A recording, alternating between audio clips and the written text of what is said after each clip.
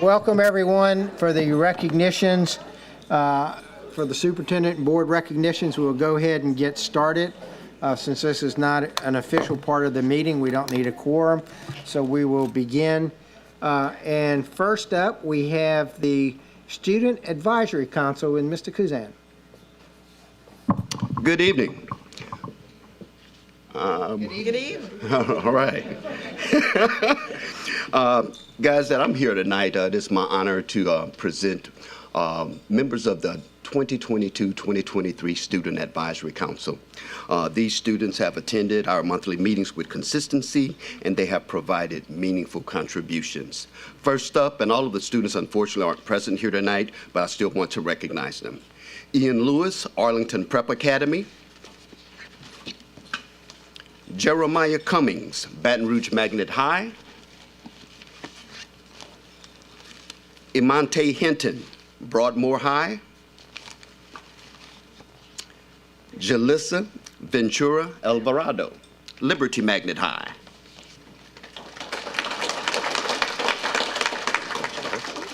And I'll step right here, and they're going to come up in a little bit, okay? Layla Collins, McKinley High.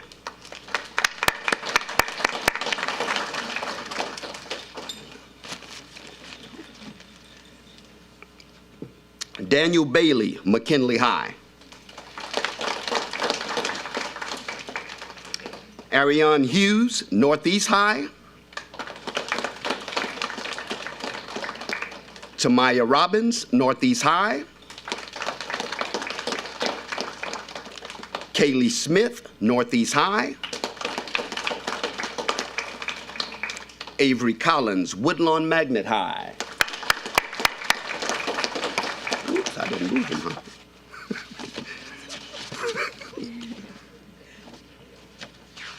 I wasn't moving him. There we go. Thank you. All right. Thank you, Avery. Thank you. And last but certainly not least, Kenny Wynn, Woodlawn High.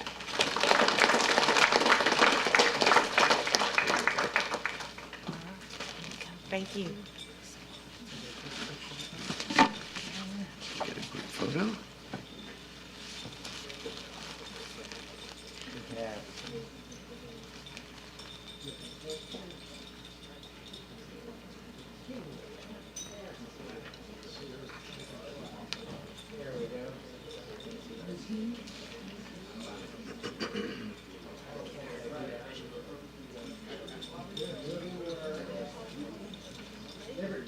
How many you got? Congratulations to all of you. Thank you for all the time. We had extra pennies.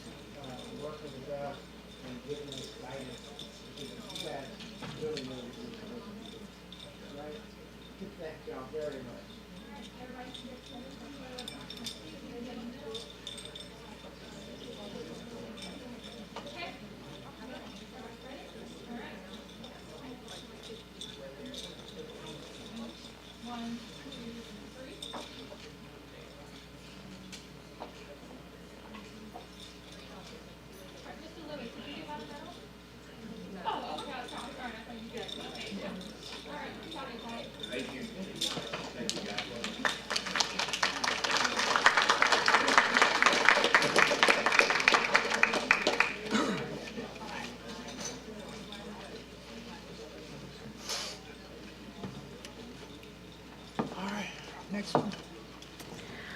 Okay, good evening, everyone. Moving on to the next recognition.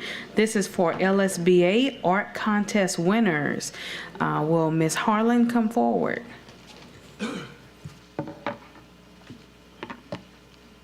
Good evening.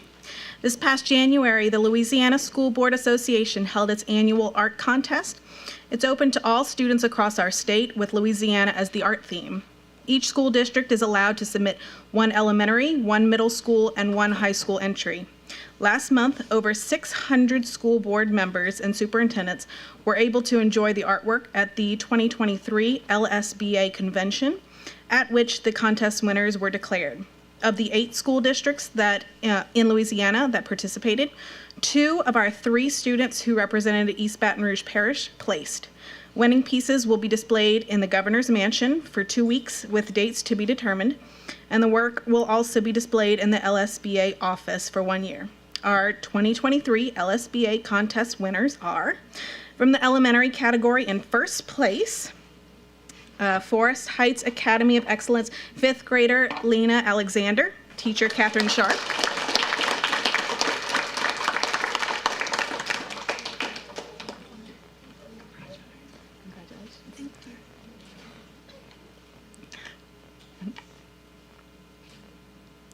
Third place in the middle school category from Glasgow Middle School, 7th grade Dave Ayer, teacher Gita Dave.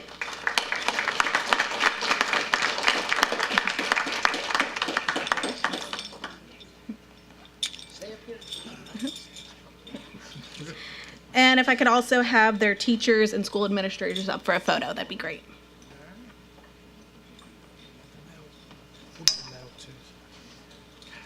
Yes, we'd like to present you with these medals on behalf of the superintendent and the school board, and particularly for myself, being I could never draw a straight line. That's why I'm an engineer, not an artist. So I am in total awe of people like you.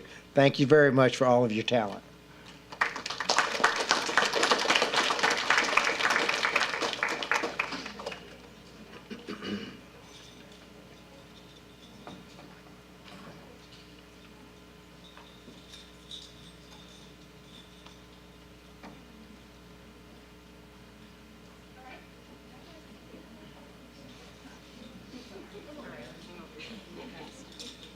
I didn't want to interrupt pictures.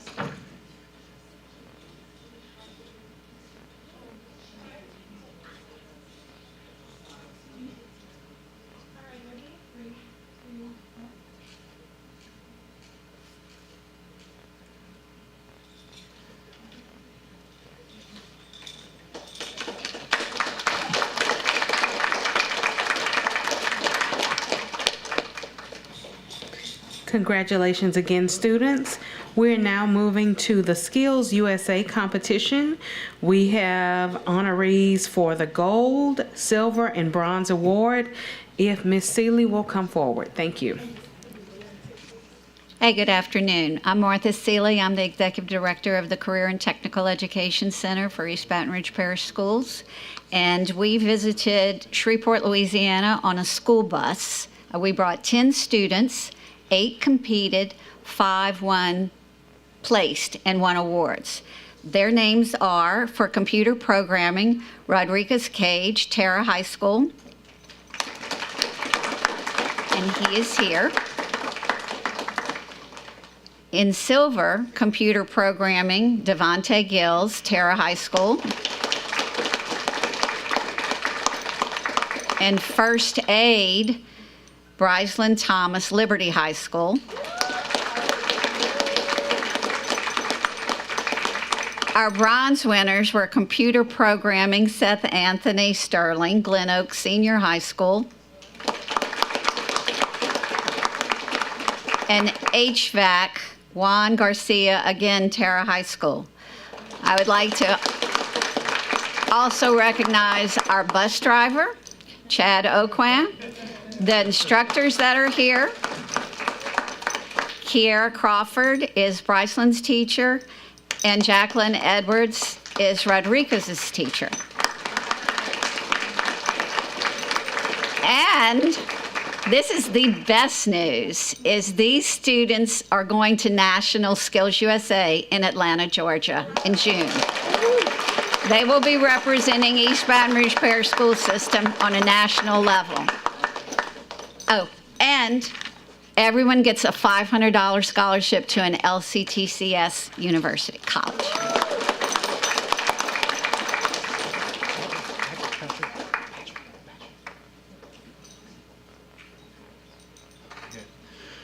On behalf of the superintendent and the school board, we're thrilled to recognize your accomplishments. This is a lot of hard work for you and your teachers, and congratulations, and thank you for representing us so well. Thank you.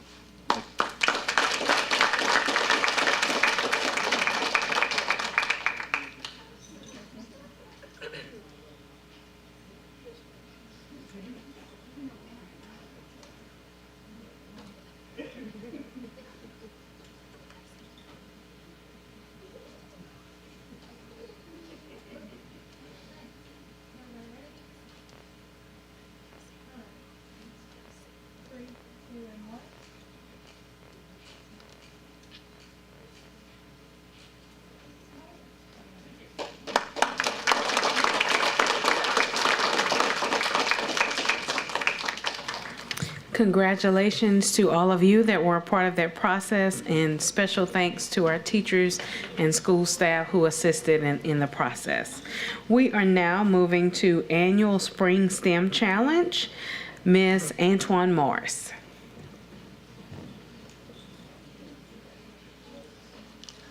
And you look beautiful, girl. Thank you.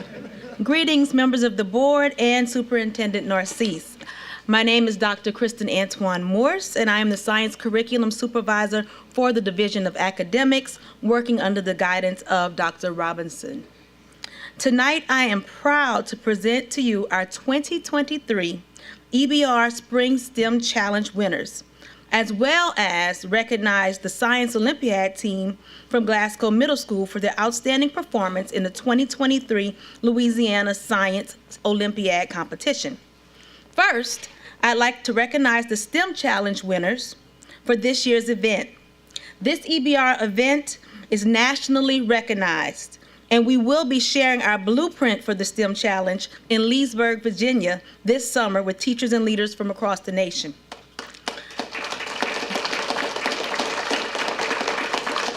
This year's challenge was Save Our Community Start at School, where students created projects from recycled and reused materials that would help to lower our carbon footprint.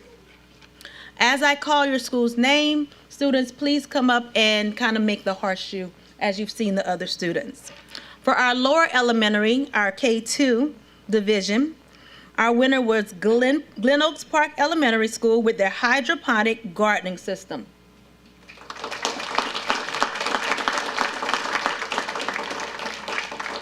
For our upper elementary winner, we have Buchanan Elementary with their Out of This World Playground project.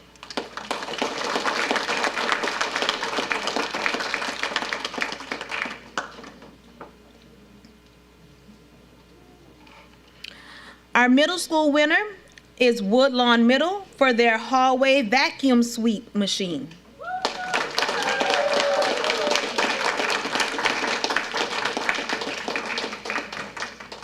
And our high school winner is Woodlawn High with their feedback loop cafeteria composting machine.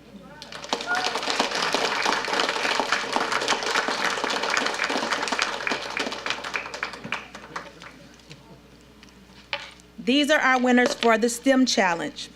I'd also like to recognize the Glasgow Middle School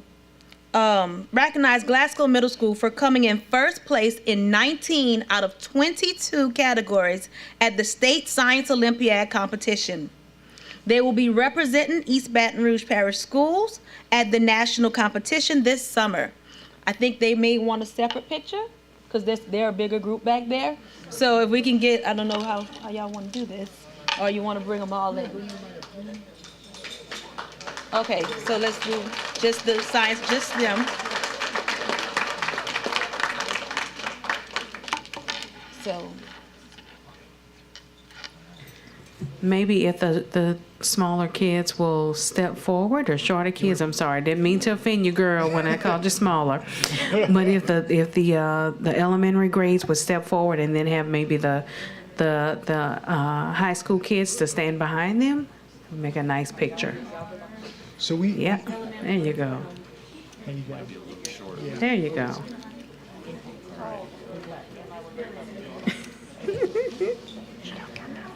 Short in the front, tall in the back.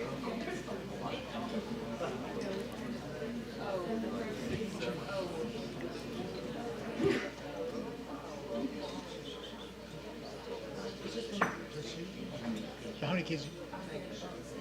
7? Okay.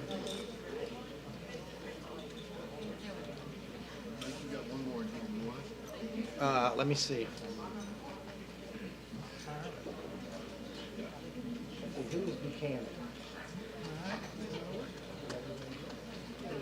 We're going to try to make sure that each of you receive one of these. But on behalf of the superintendent and the school board, we want to thank you for the outstanding, innovative work that you've done in your programs, and keep up the great work.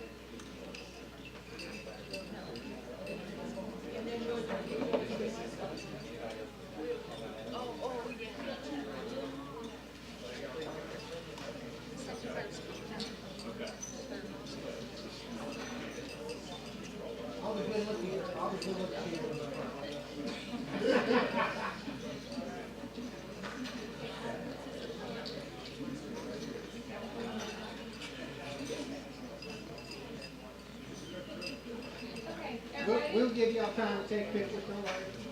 Everybody ready? Okay.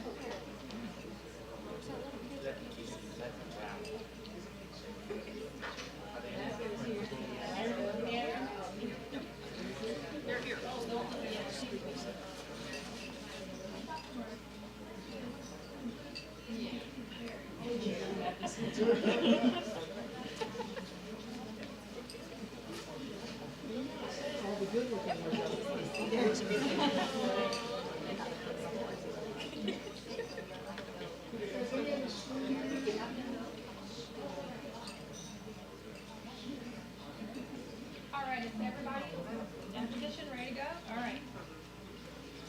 Here we go. 3, 2, 1. Smile. All right. Ready? Stay here and let the parents start singing. All right, got it. Let's stay here. Let her get behind it.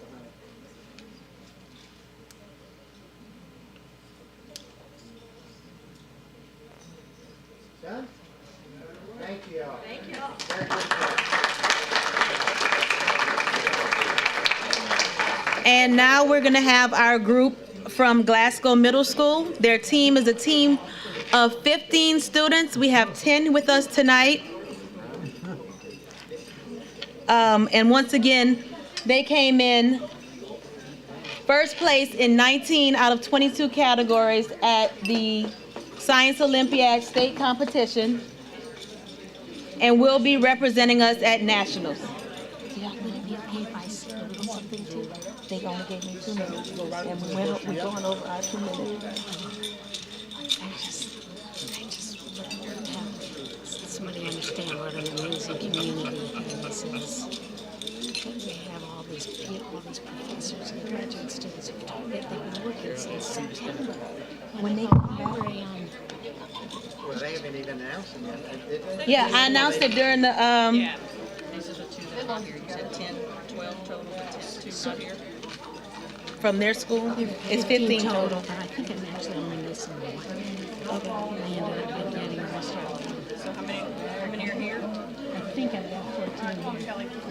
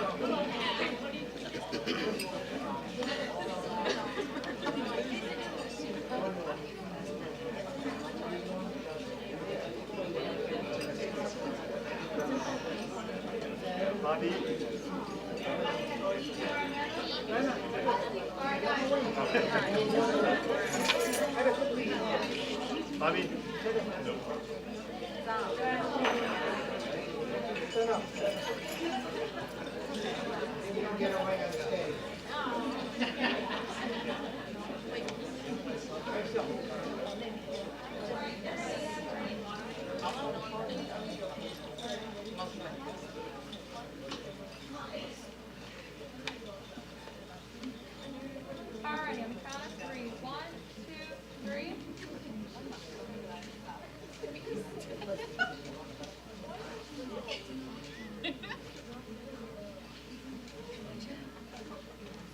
Big smiles now, big smiles.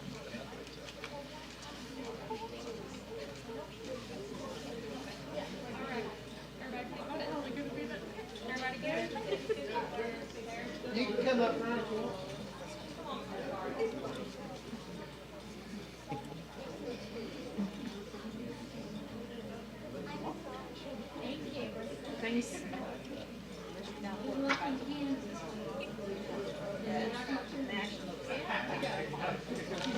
All right.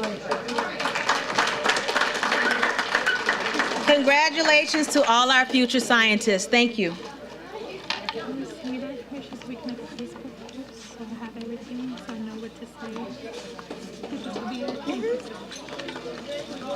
Yes, ma'am. Good job. I'll be here all night.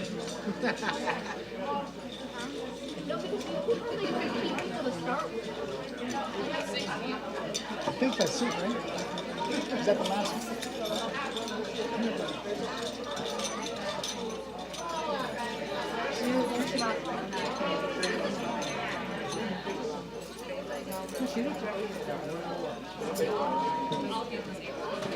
Okay, there is one more recognition today. If I could have everyone's attention, please.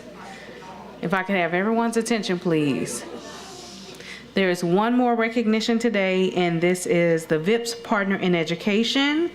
And if Mr. Justin Lewis will come forward.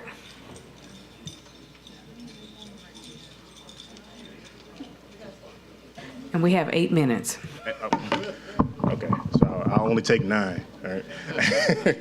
But thank you guys again for the opportunity. Of course, I'm Justin Lewis. I'm with Volunteers in Public Schools. So just here, a quick update on VIPS.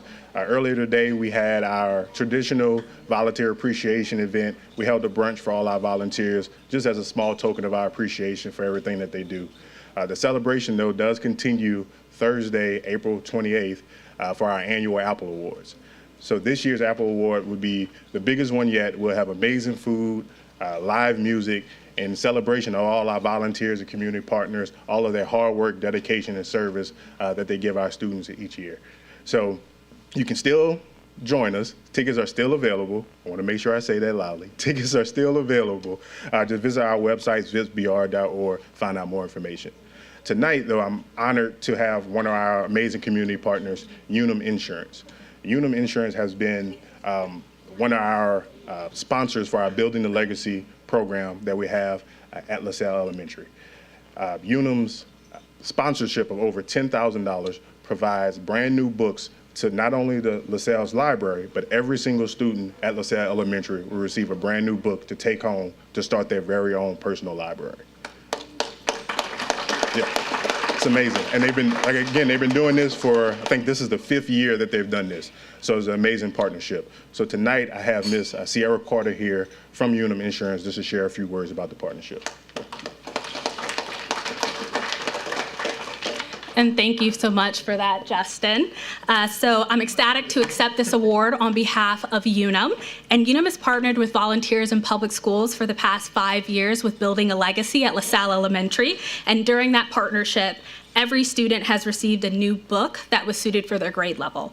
We are committed at Unum to education and honored to support the school and community with resources the students and educators need to build a foundation for success.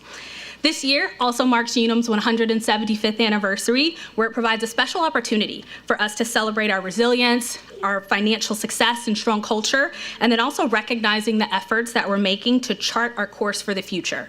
With the legacy of giving back, we embrace our responsibility of leadership and to our responsibility of our communities. To recognize Unum's 175th anniversary, the 175 Caring Spirits Moments initiative was created, where we will complete 175 volunteer and giving opportunities throughout the year across the organization. This effort builds on our long-standing commitment of giving back to help create stronger, more equitable communities where we live and work. We are excited to continue our partnership with VIPS and LaSalle Elementary, and we are excited about the 175 Caring Spirit Moments. Thank you.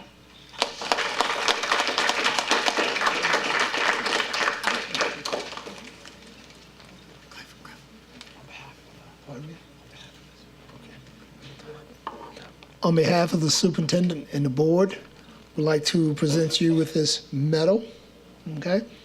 And I guarantee it won't rust if it gets wet, okay?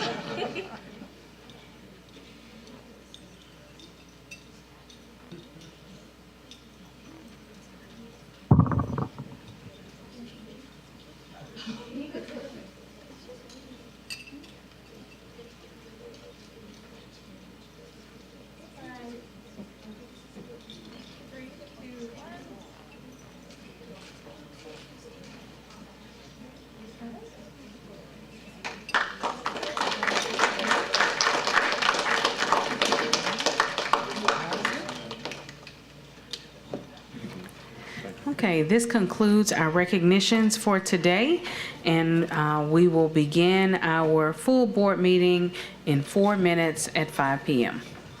Thank you.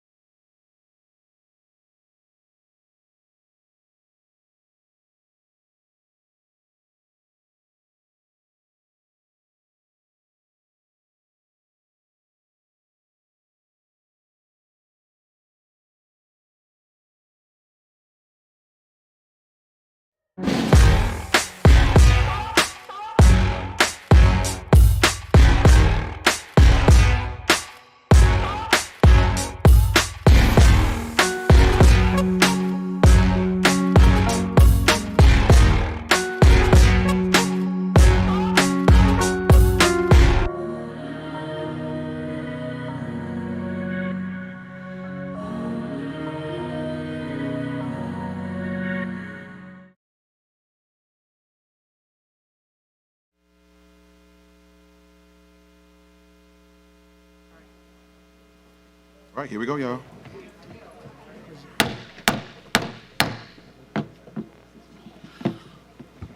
Good afternoon, community, residents, taxpayers of the East Baton Rouge Parish School System. We now call this meeting to order this day, Thursday, April 20th, 2023, for our regular meeting agenda. First, we'll start off with the meeting opening. The invocation will be led by School Board Member Patrick Martin, and the Pledge of Allegiance to be led by Cadet Second Lieutenant Jada Phoenix of Glen Oaks High School, accompanied by Senior Army Instructor Lieutenant Colonel Retired Ronald T. Mahomes.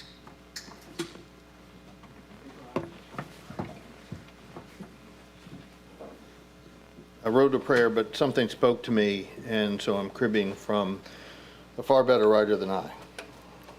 Lord, make us an instrument of your peace. Where there is hatred, let us sow love. Where there is injury, pardon. Where there is doubt, faith. Where there is despair, hope. Where there is darkness, light. Where there is sadness, joy. O Divine Master, grant that we may not so much seek to be consoled as to console, to be understood as to understand, to be loved as to love. For it is in giving that we receive, it is in pardoning that we are pardoned, and it is in dying that we are born to eternal life. Amen. Amen.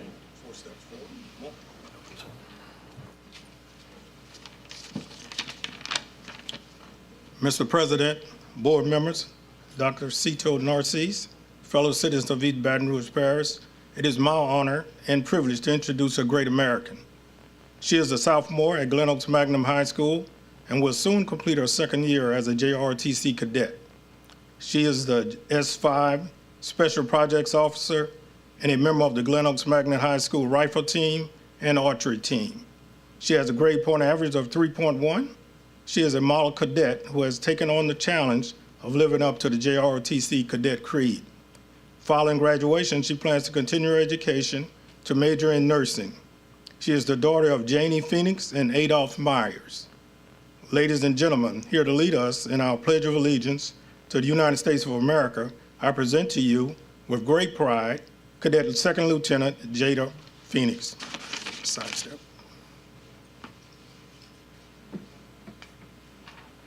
I pledge allegiance to the flag of the United States of America and to the republic for which it stands, one nation, under God, indivisible, with liberty and justice for all.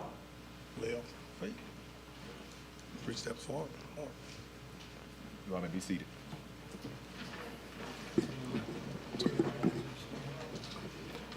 Thank you.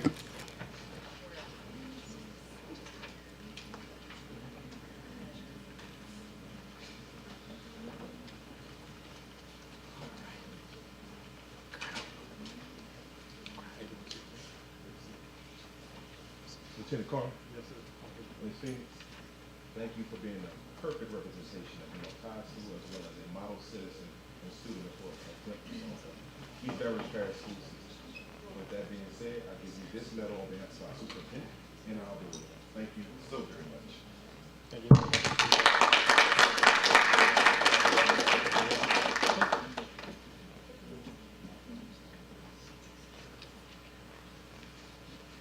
And just so everyone's aware, can you just tap her right before she runs?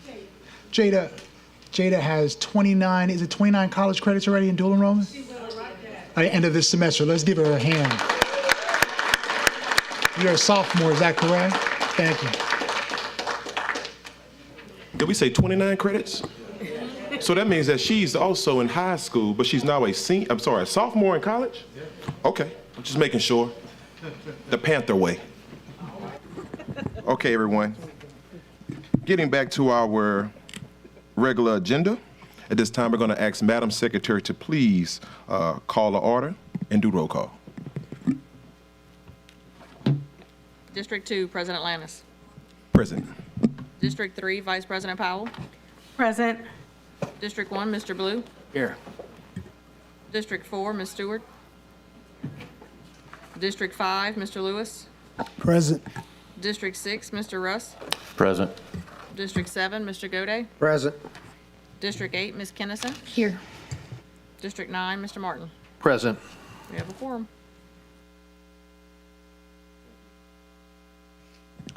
Thank you. At this time, we'll now move on to item B1, meeting minutes, approval of the school board minutes of March 16, 2023 regular meeting and the April 6, 2023 committee of the whole meeting as published in the official journal. Can I get a motion? Moved by School Board Member Gode, seconded by School Board Member Nathan Russ. This time now, we'll turn to our board for any comments, concerns, or questions. Seeing none, we'll now go to the public. Back to the board. Seeing none, Madam Secretary, please call for the vote. Please vote.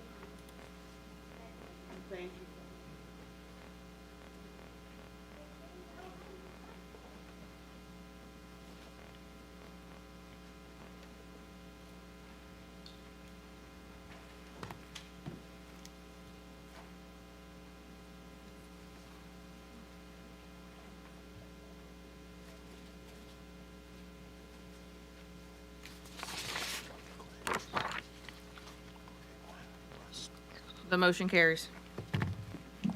Thank you. Now moving on to item C1, monthly financial report. This is also information only, and this will be addressed to the board. At this time, I ask if there are any board members that have any questions, comments, or concerns on item C1, monthly financial report. Please let us know.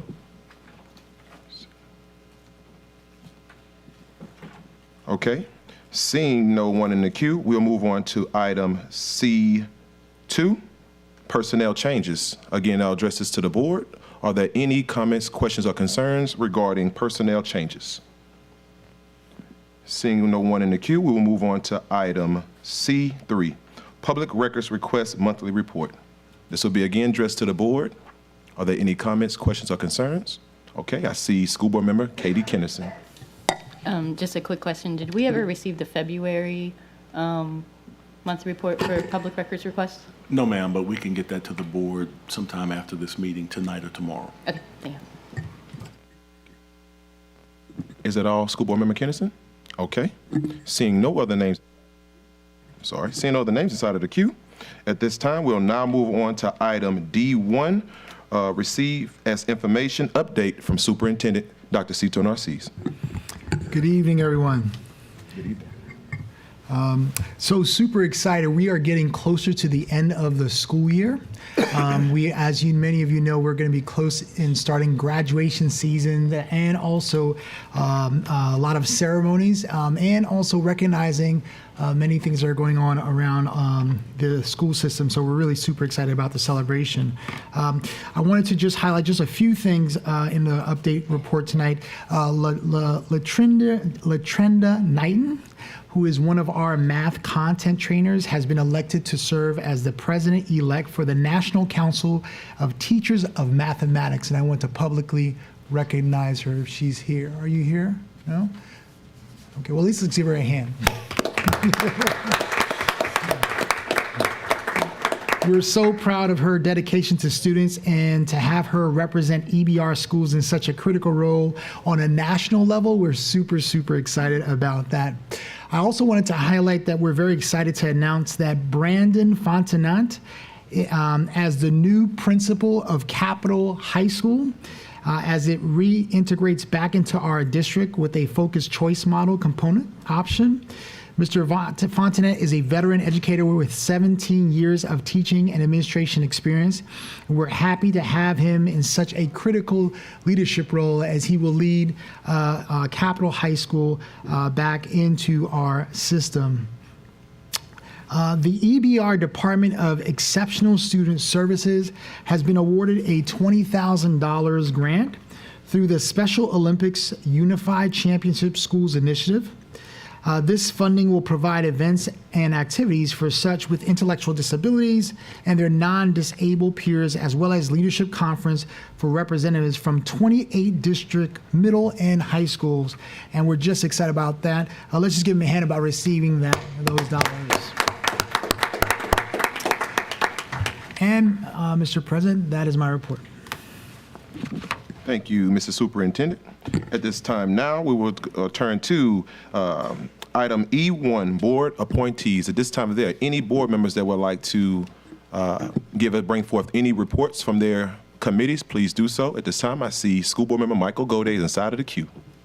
Yes, thank you. It's not necessarily a committee that I'm on, but I just want to highlight that the East Baton Rouge Parish School System, along with the Eva LaGarde Center for Coastal Resources, I don't know if I got the name right, and LSU were sponsors of a recent showing this weekend of a movie called Hollow Tree, and it's a movie around the coastal the experiences of three young women coming from the coastal Louisiana section, and one of the three ladies, and I'm gonna be embarrassed because I do not remember her name, but she is a graduate of Baton Rouge High and is now a student in the LSU's Honors College. So not only was it a wonderful event for the ladies and things who were in the show, but it exposed our Eva LaGarde Center and our cooperation with LSU to a broad audience, and it was very well attended and very well received. Thank you, School Board Member Gode. I am familiar with it. In fact, the young lady or student that your former student you're referring to, she actually was a student in the Baton Rouge Youth Coalition. And if you know anything about that organization, they do a phenomenal job working with our students and working with our schools. So kudos to them and kudos to that movie. Thank you for bringing that forth. At this time of day are not any other committee updates. We'll keep moving right along. Next, we have item F1. Under Unfinished Business Policy, JCDA, consideration of a request for the approval of a school board policy, JCDAE, telecommunications and related matters. Can I get a motion?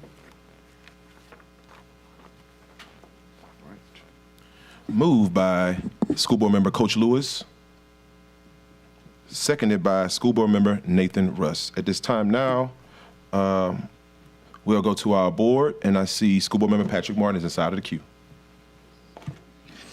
Thank you, Mr. President. And just to make sure I don't embarrass myself, we're on unfinished business, correct? Yes. I think that, we spent a lot of time last week talking about both of these items at the very end of the meeting. I think what I gained from that is that these policies need a little bit more work and a little more refinement. So I'd like to make a substitute motion to refer the item back to the administration for further study and to bring it back to a committee of the whole meeting at a date to be determined. Thank you, School Board Member Martin. Do we have a second? Seconded by School Board Member Katie Kennerson. All right. Now we'll go back to the board again, and I'm going to put myself inside of the queue. And I want to say thank you, School Board Member Patrick Martin, for making that substitute motion. I think right now we're in a critical time, not only inside of our city, but also as a school district, to figure out a true in-depth plan of how we are going to address violence happening inside of schools and also putting up preventative measures. But I think in the instance of doing that, I think this is the best thing to do so that we can properly vet out every single thing that we need to before we bring it to the public. So my hat goes off to both of you, and I will absolutely support this. Seeing no other names inside of the queue from our board members, we'll now go to our general public. First up, we have Ms. Matthews.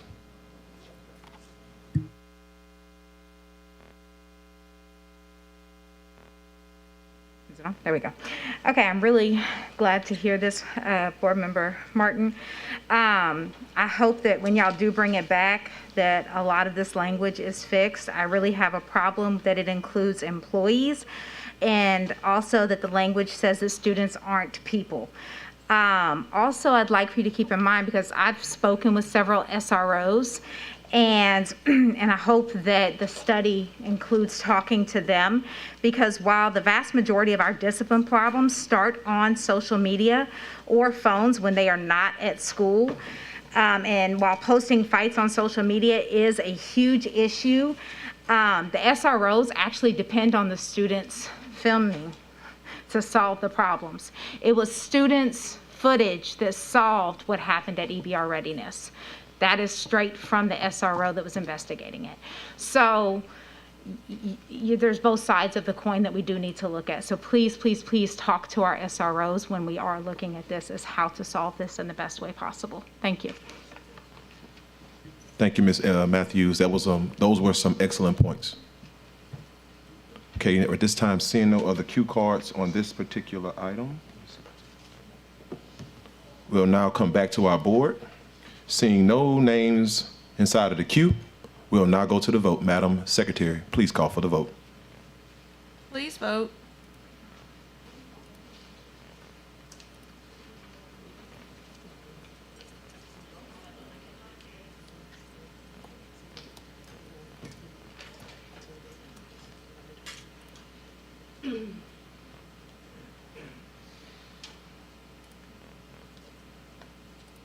The motion carries. Thank you.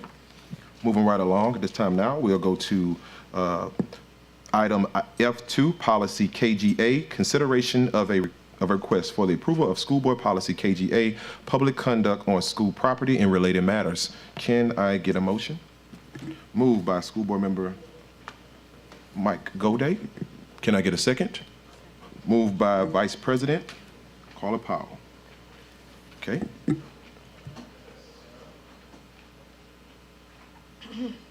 At this time now, we will answer any questions, comments, or concerns from our board. First up, we have School Board Member Patrick Martin. Thank you, President Lanus. For similar reasons, I think that this needs to be, as you so ably put it, considered in the broader context of an overall security plan and overall policy relating to these issues. So for that reason, I would like to make a substitute motion to refer the item back to the administration for further study and to bring it back to a committee of the whole meeting at a date to be determined. Thank you. Can I get a second? All right. School Board Member Katie Kennerson, thank you. And I'm going to go back to the queue. I see School Board Member Michael Goday is in the queue. Yes, thank you, President Lanus. General Counsel Shamlin, could you tell us what the changes in this policy are and what are the implication of those changes? Because I'm a little bit, we've had instances where we've had people coming on campus and doing this, and I'm a little bit leery if there's some real concrete reasons why we need to change the policy. And we could always come back and amend it again if we have to. But I'd just like some input from you on what was the purpose of the changes in the policy and what led to those changes. Used to keeping my mic off. And so policy KGA deals specifically with conduct on school property. It addresses any person who disrupts the orderly educational process on school grounds. And by any person, it's not just students, but that's also community members, private persons, et cetera. It also specifically authorizes the banning of a person from campus grounds for such conduct. That is something we've actually done for a number of years in practice, but we now place it in the policy. And so it actually gives true authority to the administration to do that.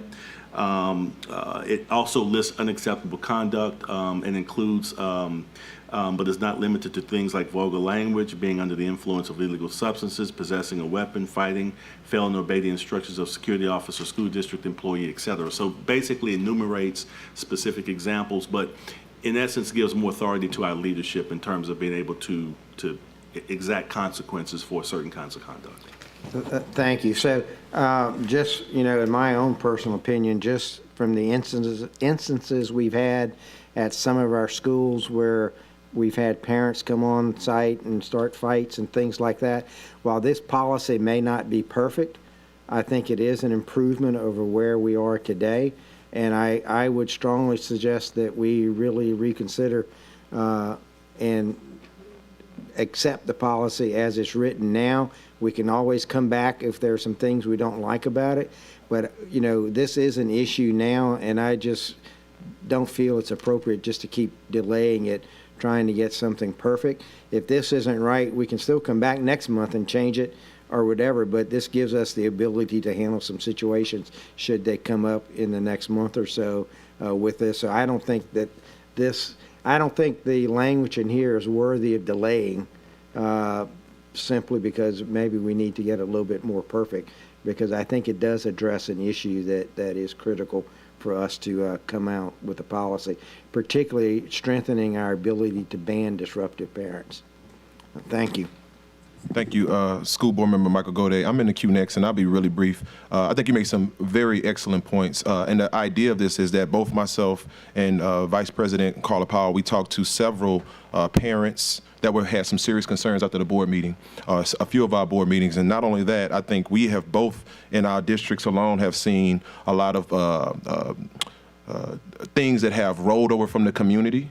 And then it happens inside of our schools. And it's not just students that are fighting. Once the students are calmed down, we have found instances where parents have come on campus, and not just parents, but community members have come on campus, and they have completely disrupted the learning process that happens on those campuses. Now, no one is trying to be punitive towards anyone, but we want to be very clear inside of this district, learning takes place on our campuses. We offer safe spaces at all times for our students, and we want that to always be the message that we send out to everyone. So we just want this to be very clear around why we came up with this policy. And I'll stop there, and I'll let Vice President Powell take it from there. Thank you. I just simply wanted to share the fact that in all of my years of experience, whether student or teacher, when we get into the springtime, our families, our children become very, very, for lack of a better phrase, extra. And it leads to several issues that are unexpected. Several things pop off, several safety issues can take place as well. I do believe that there can be additional conversation that we have around this. I agree with my colleague, Mr. Gode, but at the same time, I agree with him with this as well, and with Mr. Lanus, President Lanus as well, that we do need some policy in place because we're coming to the end of the school year, and this is when we have lots of safety issues because both parents and children just feel as though it's time to engage in activities that they should not be engaging in on school campuses. So I do not agree with us deferring this item. I think that we can come back and revisit it and revise some things. But when I think about this, I think about middle schools and high schools, not only within my district, but in other parts of our district, even beyond that, even in our state. There are just issues that take place at the end of the school year that if we don't have some type of protocol in place, we've already seen what these situations can look like. Thank you. Thank you, Vice President Powell. Next, we have School Board Member Patrick Martin. Thank you. I hear the concerns, and I understand that we can clean things up later, but I just want a little clarity from our General Counsel. Nothing in what we have the policy right now, correct? Yes, sir. We actually have policy on the books. What this does is it cleans it up a little, and it moves the language around to make sure that the enumerated issues are connected to banning, and basically saying we can restrict behavior, ban behavior in certain instances, yes. So the real change that we're adopting here is clarifying the ability to ban, not just eject somebody for being disruptive from that event, but to ban them. Correct. And which school employees have the authority to A, eject somebody from the campus initially as a result of this, or B, which school employees have the authority to ban someone, not just from a particular school grounds, but from all school grounds or all future events based on this policy draft? So the policy doesn't specifically enumerate the person who has that authority, but I will tell you in practice, it's always been the administrator, but that decision is subject to review by the superintendent. And so the administrator makes that determination, and it's always subject to review by district leadership. And by administrator, you mean the principal? The principal, yes, sir. Okay. My concern would be that it feels like, when we're talking particularly about adding the ability to ban people, not just from this particular campus, but from, all the school property across the parish, that I would like a little more clarity in the policy as to where that kind of authority lies, so we don't have, a teacher or an assistant principal or somebody like that doing that. That said, I certainly, defer to the will of the board as to whether to pass this and fix it, or fix it and then pass it in a month. I don't feel that strongly one way or the other. Before we move forward, would you like to lift your substitute motion? No, I think I'd like to continue to hear public comment before we decide. Absolutely. Yes, sir. No problem. We'll be coming back to the board. At this time now, we'll have public comment. First up, we have Ms. Matthews.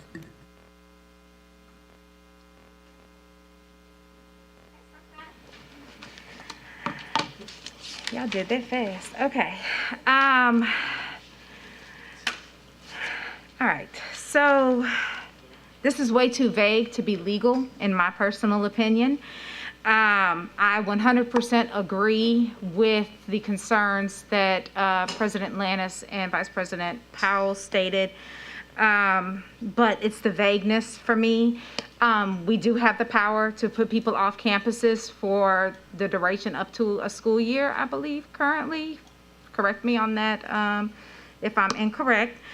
But here's the thing for me. Failing to obey an SRO, 100%. But this doesn't stipulate who has to obey. So it says which employees. Like, if failing to obey a school district employee, which employees? Me? If Ms. Hall asks me for my seat and I say no, did I just disobey her? Am I now outside of school district policy? As a union, I'm gonna have to say that's a hard no for me. That's the vagueness of the policy is just very problematic. Now, for the cursing, you know me, I don't curse, ever. So I'm good with that. But I think we need to work on school district staff not cursing at this microphone first before we put that in policy. Okay, thank you for that comment. Seeing no other comments on this particular item at this time, now we'll go back to the board. All right, Ms. Kennison is inside of the queue. You had a public comment. No, you can go ahead, Mr. Feeney. As a matter of fact, you can go ahead and come to the mic. You can fill your card out afterwards for the sake of time. I'm sorry, Dr. Feeney. Briefly, my concern is there was an incident a couple years ago where a reporter had valid business on a school facility and he was kicked off. And I'm worried about the slippery slope that might be presented by a case like that. So, thank you. Thank you, Dr. Feeney. Okay. This time, seeing no other cue cards from the public, we will now go back to the board. School board member Katie Kennison, you're in the queue.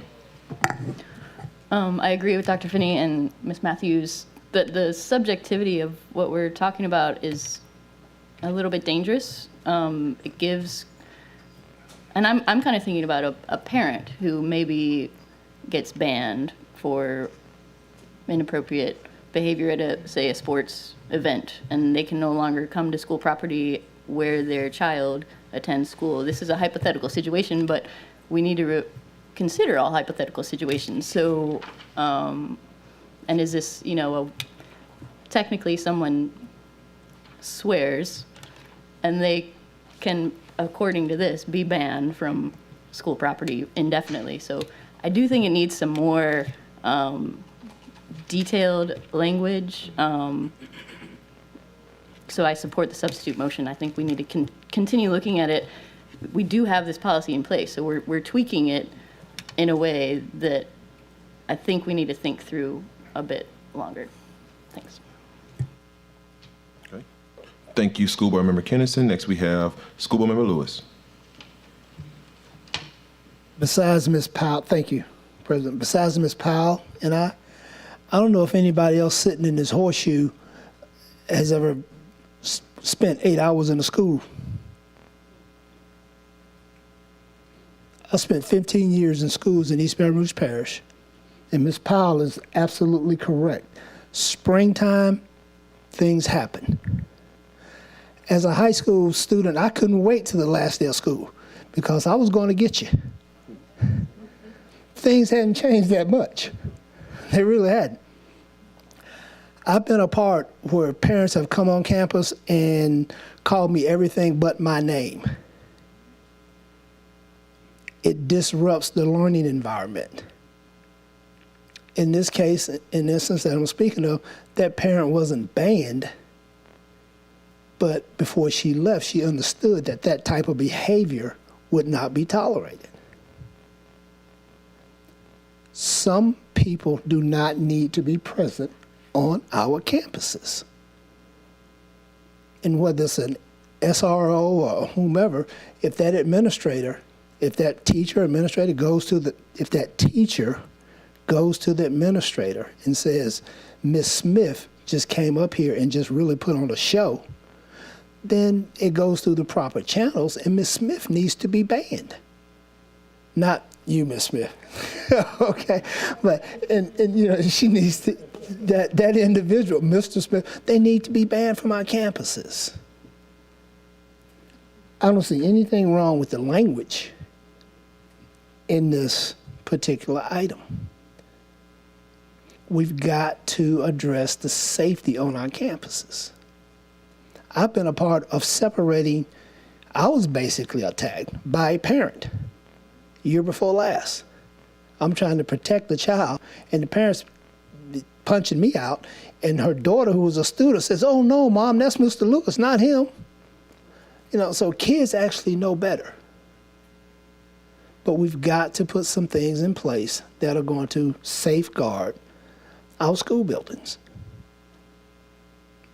I see nothing wrong with the language.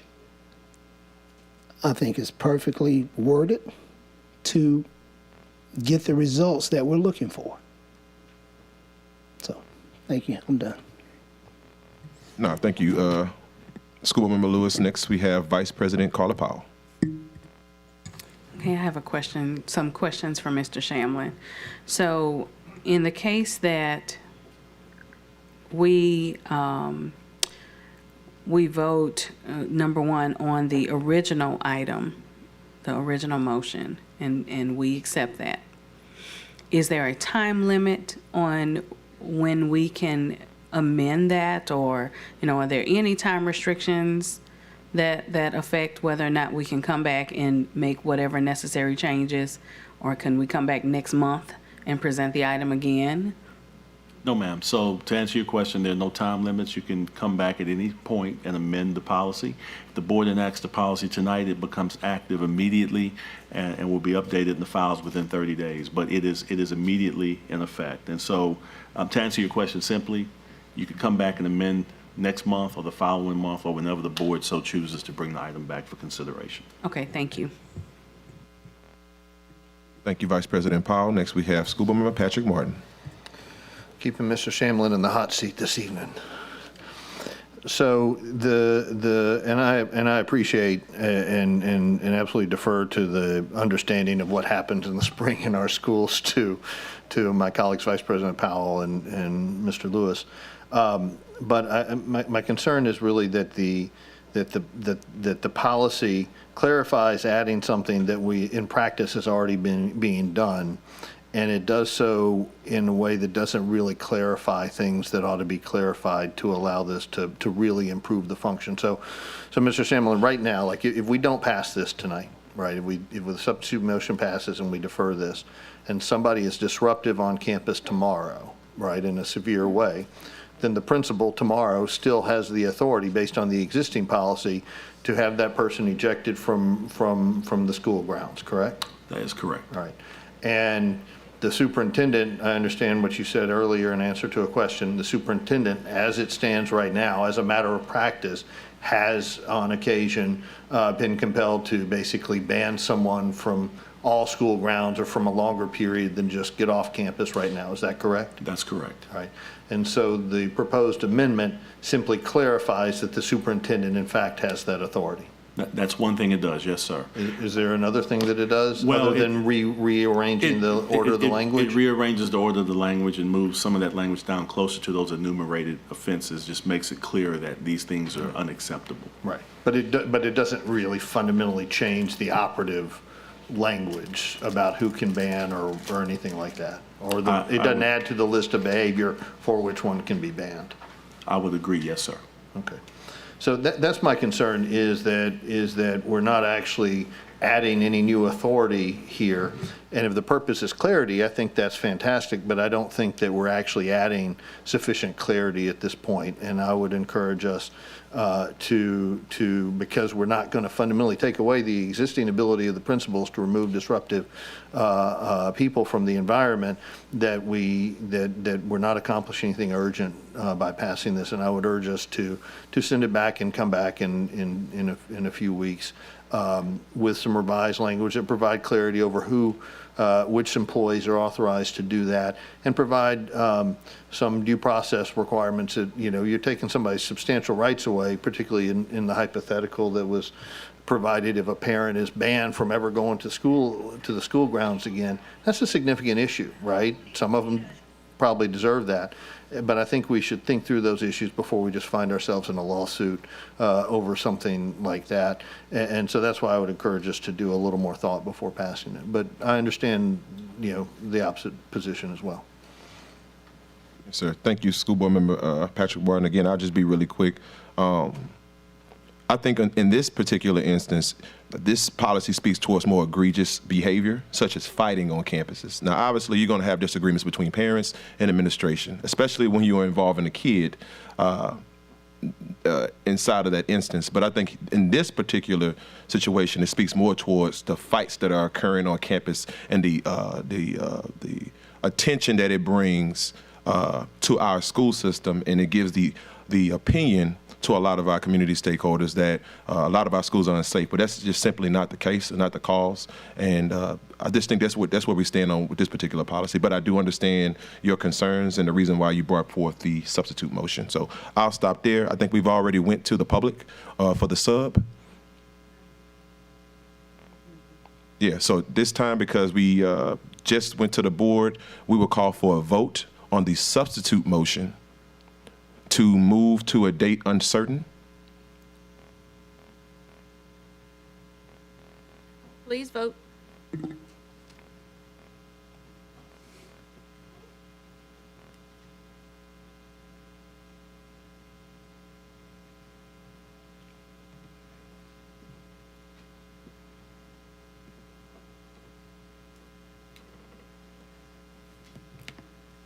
The motion fails.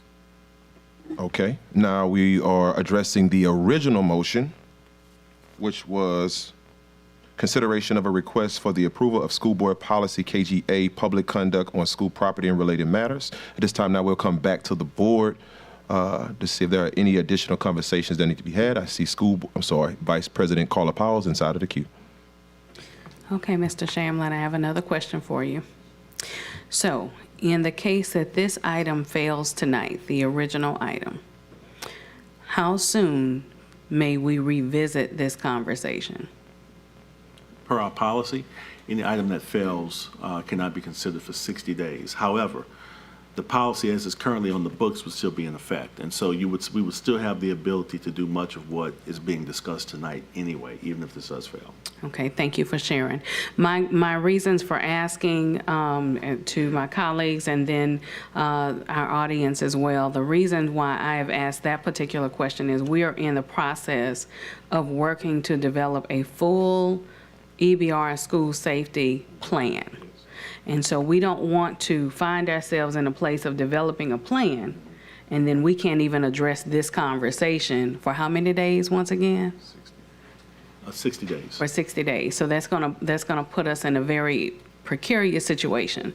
So with that in mind, I feel as though we should go ahead once again, pass this particular item because it places a significance on whether or not adults and people who are not a part of the school family can come on campus and engage in physical altercations. It places a level of restriction on them. Then at the same time, we can have more conversations around this particular item as a part of the plan for our school safety. So that's the reason why I asked the questions that I've asked. Thank you so much.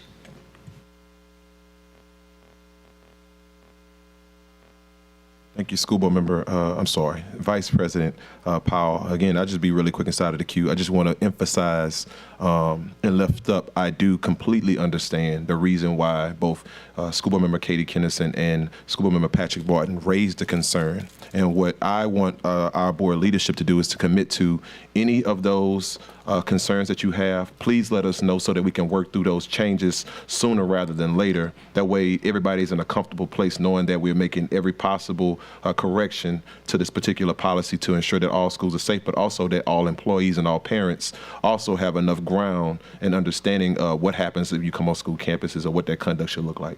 All right. Seeing no other names inside of the queue, School Board Member Kennison, you're in the queue. Just for clarity's sake, the policy that we have right now, if someone comes on campus, an adult, and gets into a physical altercation, the school system has the power to restrict them for up to a year already. So if we're talking about the end of the school year and it being a problem with unsettledness, we already have that in place. So this doesn't really change that, correct? That's correct. Okay. So, okay, that's all. Thank you. Thank you, Board Member Kennison. School Board Member Patrick Martin, you're in the queue. I remembered a couple of incidents. I just did a Google search, and at one of our elementary schools a few years ago, there was a dispute between a parent who was walking her daughter to class and the new principal on the first day of the school year. And that principal wound up banning that parent from campus and requiring them to, other than to go through the carpool line, adding to the traffic on Acadian Thruway, she was banned from attending campus without providing 24 hours notice and obtaining particular permission from the principal. This is according to news reports. And so if that parent wanted to go to a child's performance, view their artwork on the wall on a day that it was displayed or something like that, had to email the principal, particularly. Now, I'm sure there were extenuating circumstances and there's a reason that principal did it. I'm not trying to relitigate that issue, but I'm saying that this is not a hypothetical example. This does happen. And to the extent that we are changing this policy, and that as Vice President Powell points out, we're about to do a comprehensive review of all of these policies. I think it's really incumbent that we think through the details associated with who's authorized to do this, the limits within that, to ensure that there's an ability to provide parents who are doing this, who may have had this reason, sometimes for good reasons, sometimes for bad, have an opportunity to be given notice, an opportunity to be heard fairly, before they suffer the consequences.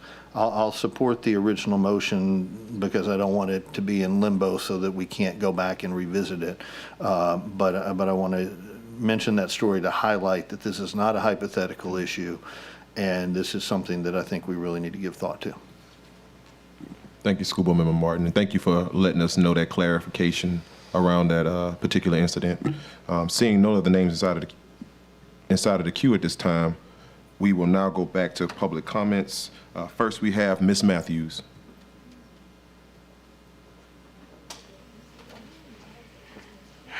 I just really, really implore you to look at the language because it does not show a difference between the employees and the parents. I, several years ago, got hit by a car from a parent who was mad in carpool that they didn't get their way. They didn't get to switch lanes to go the way they wanted to go because that would have endangered our students. Now, I'm from Brooklyn. Your car is not about to scare me. Okay? I said no. Now, Superintendent Narcisse knows exactly what I'm talking about, so when he hit me with the car, I hit his car back.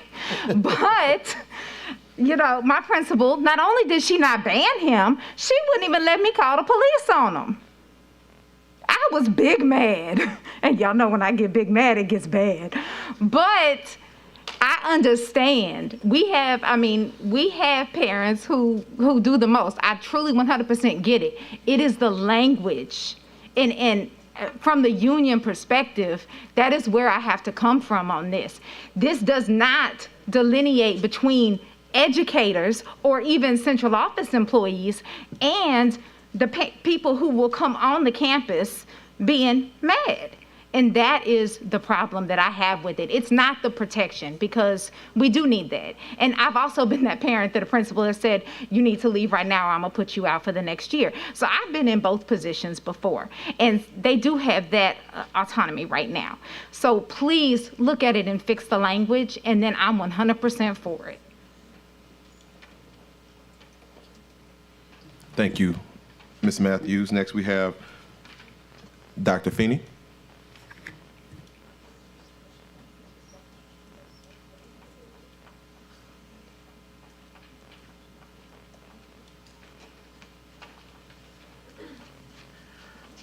Thank you. James Finney, 8121 Oakview Drive. I would hope before you enact what appears to be a less than ideally revision to a less than perfect policy, you wait until the language is correct, and I have an interesting perspective that might surprise you. I have actually been banned by a charter school campus on completely bogus grounds. Specifically, I had the audacity to look for their posted board meeting agenda, which was not visible to the public. And I was alleged to have been threatening, which I was not. So the point of that little anecdote is be very, very careful about having the proper basis for banning anyone from a public facility, particularly one that they have business at. Yeah, I'll leave it there. Thank you.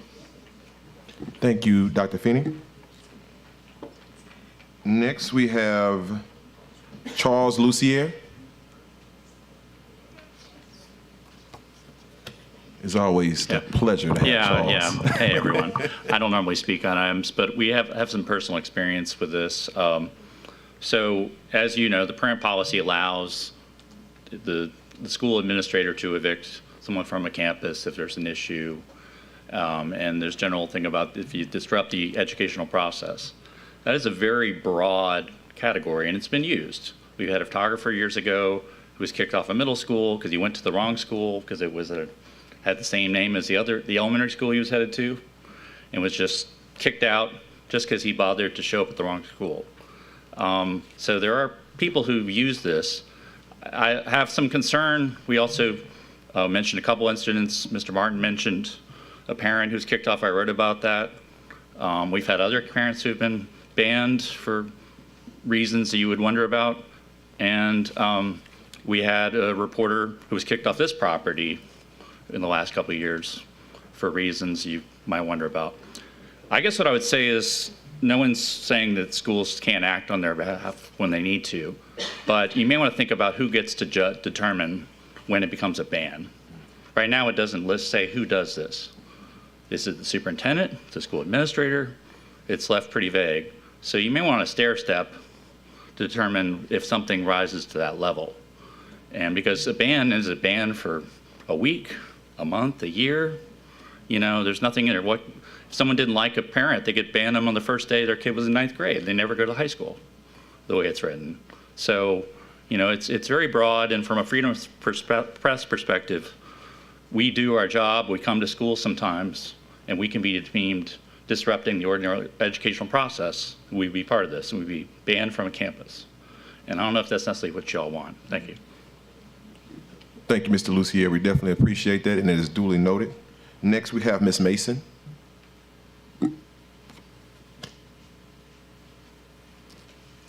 Hello, how's everybody doing? Good, great, okay. A few questions. I may be a little ignorant. I didn't have the chance to read the policy, but just based off what I'm hearing since I've been here, it sounds like somebody is gonna get the opportunity to tell a child's parent, you can't come to my basketball game today. So let's think about it like this.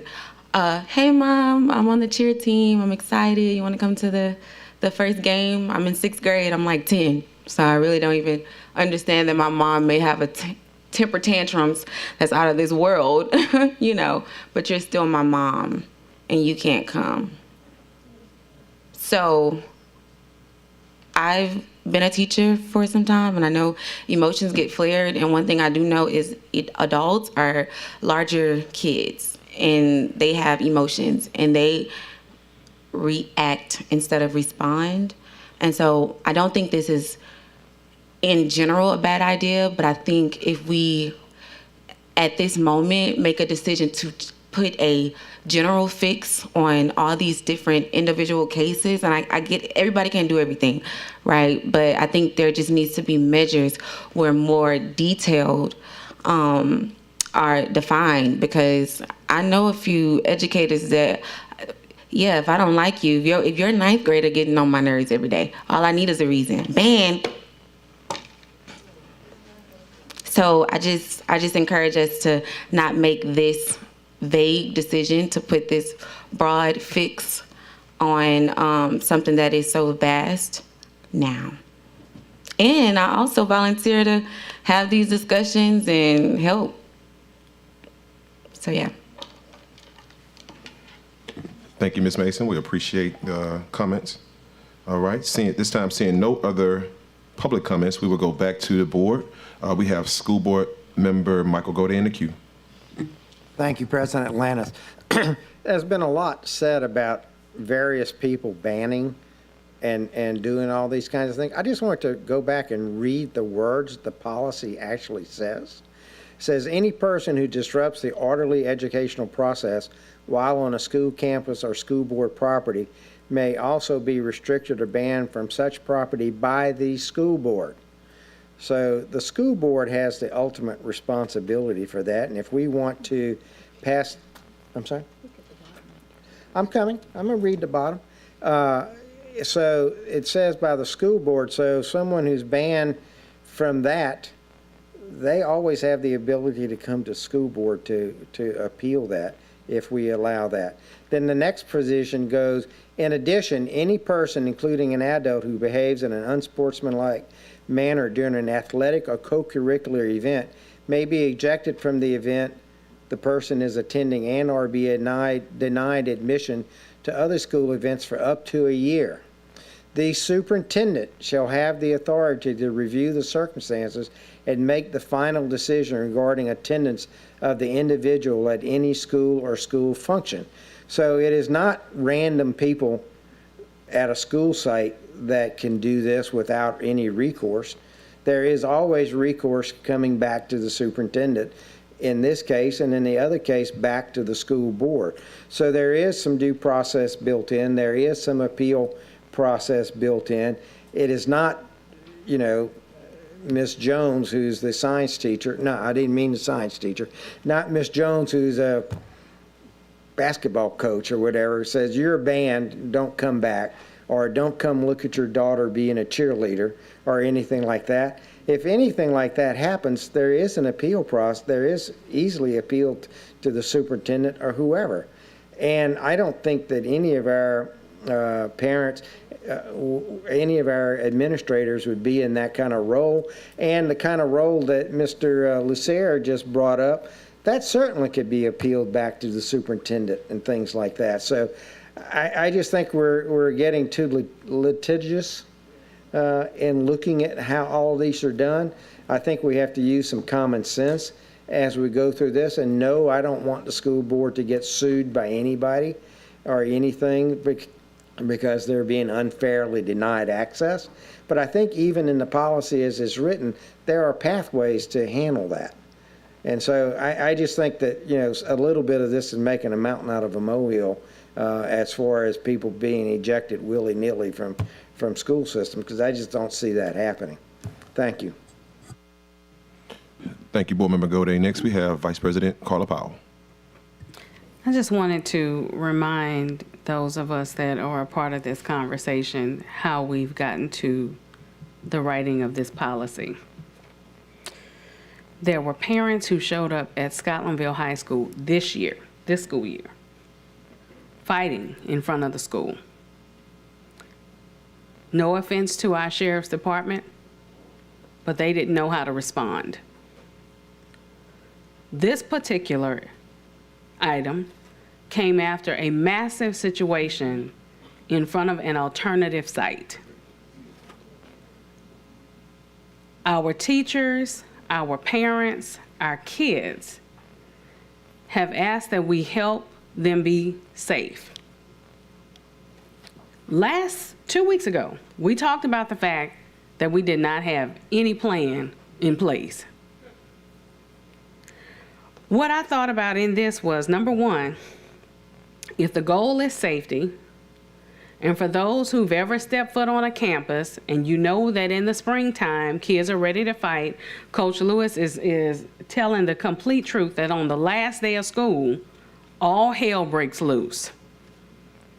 And if we don't have anything in place, then what? We've seen this year to be worse than the other years because we've already had massive situations with adults who are not supposed to be on campus other than to support their kids, have came on campus to support them in a negative manner. My question to my colleagues, my question to our district staff is, when have we made the point of going and making an unannounced visit to these schools? Do we know what goes on in these campuses? Those are the things that we need to think about. These are the issues that we've been faced with. I hope that we can begin to have more positive press than negative. And the only way we're going to be able to do that is if we have some strong policies in place. This is just adding a layer. Once again, if we deny this or we reject this item tonight, we cannot come back to it for 60 days. We need to be operating a plan that will take place between now and the end of school, so that way our school campuses can be safe at the end of the school year. Yes, this sounds very similar to what already takes place, but this is making it more of a policy and a regulation than not. I hope somebody understands what I'm trying to say. Thank you.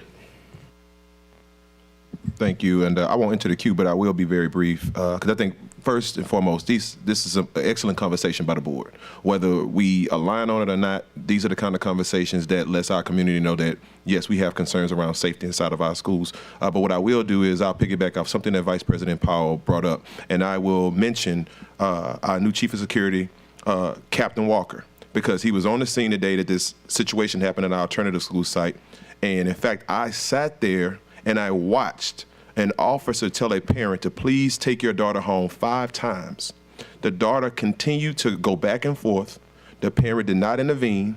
In fact, the parent tried to fight another parent. The officer stopped the parent, and then the student engaged to have another fight. What ended up happening was the officers had no choice but to detain that child. And the first thing the parent did was take their phone out and said, "Look what's happening to my child. Look what they're doing to my child." And I saw this with my own 2 eyes, where he asked them 5 times and pleaded, "Please take your child home. The campus is now shut down." Let's take another turn to what happened with the Liberty High School and Zachary High School game. The parents rushed to court because of a dispute between the players that were playing on the court at the time. A gang fight I won't call it a gang, I'll call it a group fight, takes place on the court.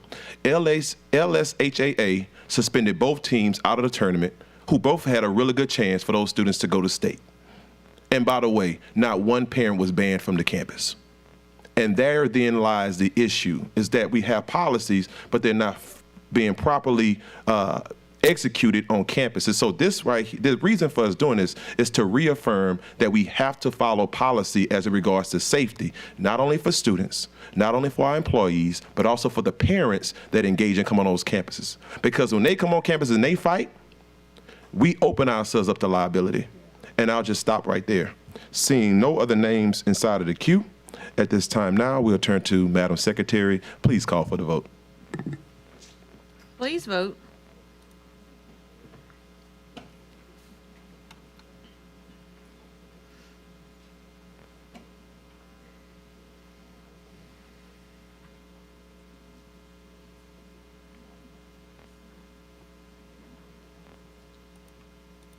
The motion carries. Thank you. All right, moving right along, we'll now go to item E3, 2023-2024 school year calendar. Consideration of a request for the approval of the 2023-2024 school year calendar. Can I get a motion? Moved by School Board Member Lewis. Can I get a second? Moved by Vice President Carla Powell.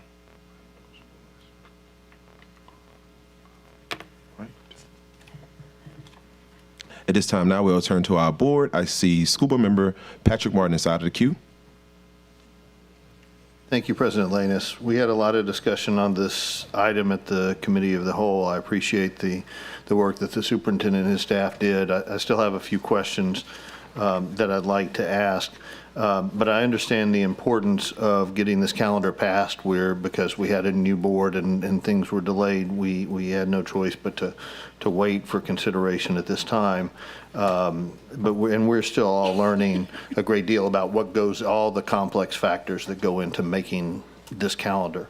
So I'd like to offer a substitute motion to approve the 2023-24 school year calendar and to request the system administration to present at the next Committee of the Whole meeting, 1, all the considerations that go into the development of a calendar and bell schedule, and 2, a draft policy for consideration for adoption by the board, setting the criteria which must be met by any school day and/or bell schedule adopted by the superintendent or principals for the 2023-24 academic year and beyond, with such criteria to be focused on creating the most conducive learning environment possible while also meeting all legal, contractual, and other compliance concerns.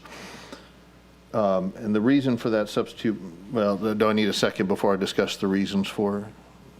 No, you can go ahead. Okay. So the reason for my substitute motion is twofold. One, and this could be accomplished at the committee or in a work group, setting, whichever would be most appropriate, is so that we can have a better understanding, to understand the ramifications and why we needed to vote on this as it is now. We simply haven't had time to understand all that, and I would like to understand it better while understanding the need to actually go ahead and adopt this calendar so people can make plans. And 2, I know that I still lack some clarity over bell schedule, who sets it, what are the kind of pedagogical reasons for setting it the way they are, what are the best practices around the country, and I know you've provided us some additional information on that this evening. But I think it's important that the board have an opportunity to establish the policy of what our expectations are. There's all these legal requirements that are set by BESI, state law, and so forth, but there are also a great many recommendations out there from national organizations and the federal government that I think we as a board ought to consider as a policy. So that's the rationale for my substitute motion. All right, that's a substitute motion on the floor. Can we get a second? Is there a second? Seconded by School Board Member Katie Kennison. I see that School Board Member Nathan Russ is inside of the queue, but before we go to a board, we have a presentation. Okay, so the superintendent would rather let you go ahead and speak now, so you go ahead, School Board Member Russ. I just want to say, because I first kind of brought a question on this calendar, that I'll say I appreciate the work of the administration to answer the concerns that were had. I also have developed a deeper appreciation for the complexity of this issue and how hard it is to check all the boxes, so to speak. I also appreciate the work of all of our advisory councils to weigh in on this, and I understand completely that a lot of feedback, and I want to call attention to how much work the administration spent getting feedback on this calendar. I'm certainly not smarter than hundreds of people, but I have a responsibility to listen to my constituents, and that is why I brought this to the table. And look, I've got an elementary school kid that's going to go to middle school, and when I think about his day, I want him to have recess. So that is why that's been brought up. I agree with Patrick. I agree with this substitute motion. I appreciate the compromise on the bell schedule and what was worked out. I think that's to a benefit of our kids. I think we can still do better in the future, and I hope that we will focus on that. Thank you. Thank you, School Board Member Nathan Russ. At this time now, we'll go to Superintendent Cito Narcisse, Dr. Cito Narcisse. Thank you, President Lance, and thank you both, Board Member Martin and Board Member Russ, for your comments. I wanted to give our team a little bit of an opportunity to provide a little more context, because I think context is really important. We provided you guys today in those folders that we gave, just so you know that what we're doing is not out of the ordinary, and is also following a lot of the surrounding parishes in the state that has some of the same set of issues around scheduling. The other part I wanted to bring up was I'm glad you acknowledged about the complexity, because making a schedule is there's requirements by we're waiting with LDOE and all these compliance about instructional minutes and those things. So I wanted to give our team just an opportunity just to talk through a little bit as they'll come up, and just share a little bit, just to provide more knowledge, not only for the board, but also for the public around certain pieces, because this has been a little bit more complex than expected. The conversation around recess has been a conversation that's happened, I guess, since I became superintendent. And just wanted to make sure that we gave context. We also have been engaging a lot of school leaders, and they've engaged teachers as well in that conversation, and some of them are here as well. So I just wanted to give much more full breadth of the context, because I think it's important as we make these decisions that we don't make them in isolation, and that helps the board to make a better decision on whatever direction they choose to go through. So I'll ask Dr. Robinson, our Chief Academic Officer, to come on up, and then just to provide a load of context. Good evening, President Lanus, Board President, Vice President Powell, to the board members, and to Dr. Narcisse, our superintendent. As they are putting up the PowerPoint, I want to sort of elicit some concern, some of the things that go into the calendar. So Bessie, which is our Department of Education, Board of Education, has a bulletin which is entitled number 741. And Bessie, thank you,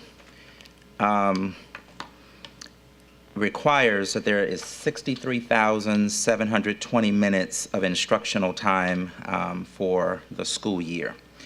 And the final approval of the statewide assessment calendar information comes from Bessie. And from that, we also, because there are three main lenses which you can see, we also are concerned and have to be concerned about what happens around the certified employees, which they must work 182 days. And then we also have stakeholder input from our parents, from our teachers, from our students, from the support workers, and from our school leaders. So with that being said, we conducted several meetings, and I want to take a moment of privilege to just thank, first of all, Dr. Narcisse, our superintendent, for allowing us the opportunity to do as much as we did to get the feedback for the calendar. We had our teacher advisory committee, our parent advisory committee, our principals, our students, and we also involved our unions in this concern around the calendar as well. There were 6,000, I'm sorry, they probably are wondering what I'm saying, but there were 6,959 responses that went into creating the feedback.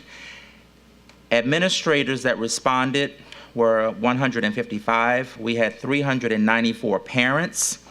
We had 4,388 students. We had 850 support staff and 1,172 of our teachers who gave feedback. As we provided for them the two choices for the calendar A, which you're seeing tonight, there were a couple of revisions that we had to make, and I will explain those in just a moment. But there was 73% of the respondents chose calendar A. When this calendar went out, there was just an issue that we caught and wanted to make sure that you are aware of that, around the number of minutes that we had to ensure for each course. And there were 41.5 A days and 40.5 B days as we went back through the calendar to ensure that we had the right amount of time. We were short about 54 minutes. And so we had to do some revisions to this calendar. And in doing that, that revision impacted the 13th, 14th, and 15th of December, meaning that we had to go in and add the time so that we would be in compliance with the state. We are now in compliance with the state, and we're ensuring that those days that were half days will now have to be full days. We are going to work with our teachers because that is the main concern around the changes that we made. We will work with them to ensure that they definitely have the time to ensure that grades are completed and done in a timely manner.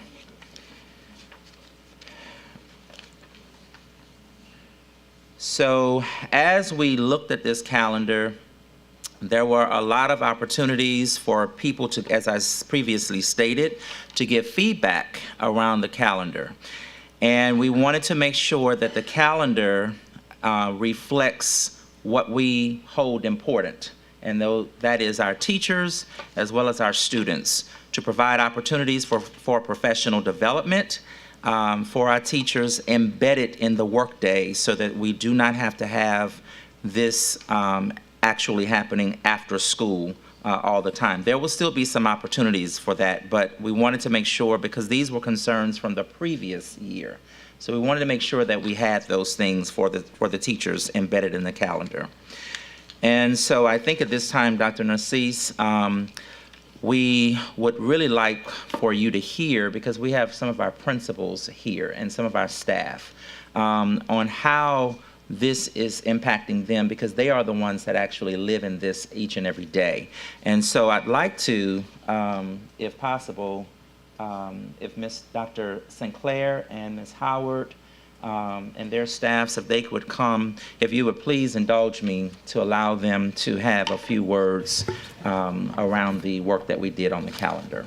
So just to clarify, as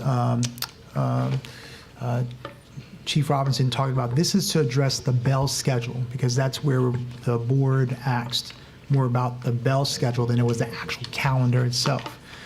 Yes, and, sir. We thought it would be important because what we did in terms of our actions after the board requested to go back and find minutes in the actual schedule, we went back and met with principals, and they had conversations with their teachers. And so we thought it'd be good for you to hear directly from some of those school leaders and their teachers to be able just to get a full breadth of what's going on, because there's a lot of assumptions that is made on how the instructional minutes are and those pieces. And those were some of the topics that brought up, and I thought it'd be good for the board to hear that directly. All right. Dr. Sinclair? Okay. Or Ms. Howard, whichever one. We'll tag team. We'll tag team. We're the errands. Is that okay? Oh. That's fine. Good evening, everyone.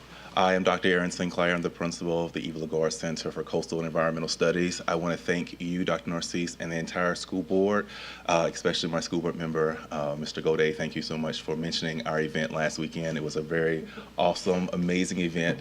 But like I said, we're here to talk about the Bell schedule.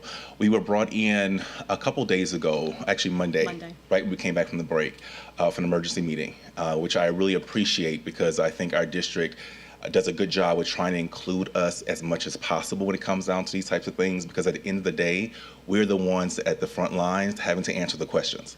So if we don't have the answers to give to our parents or give to our students or our staff members, we're left in the blind and we're just kind of going crazy. So it was great to have that conversation.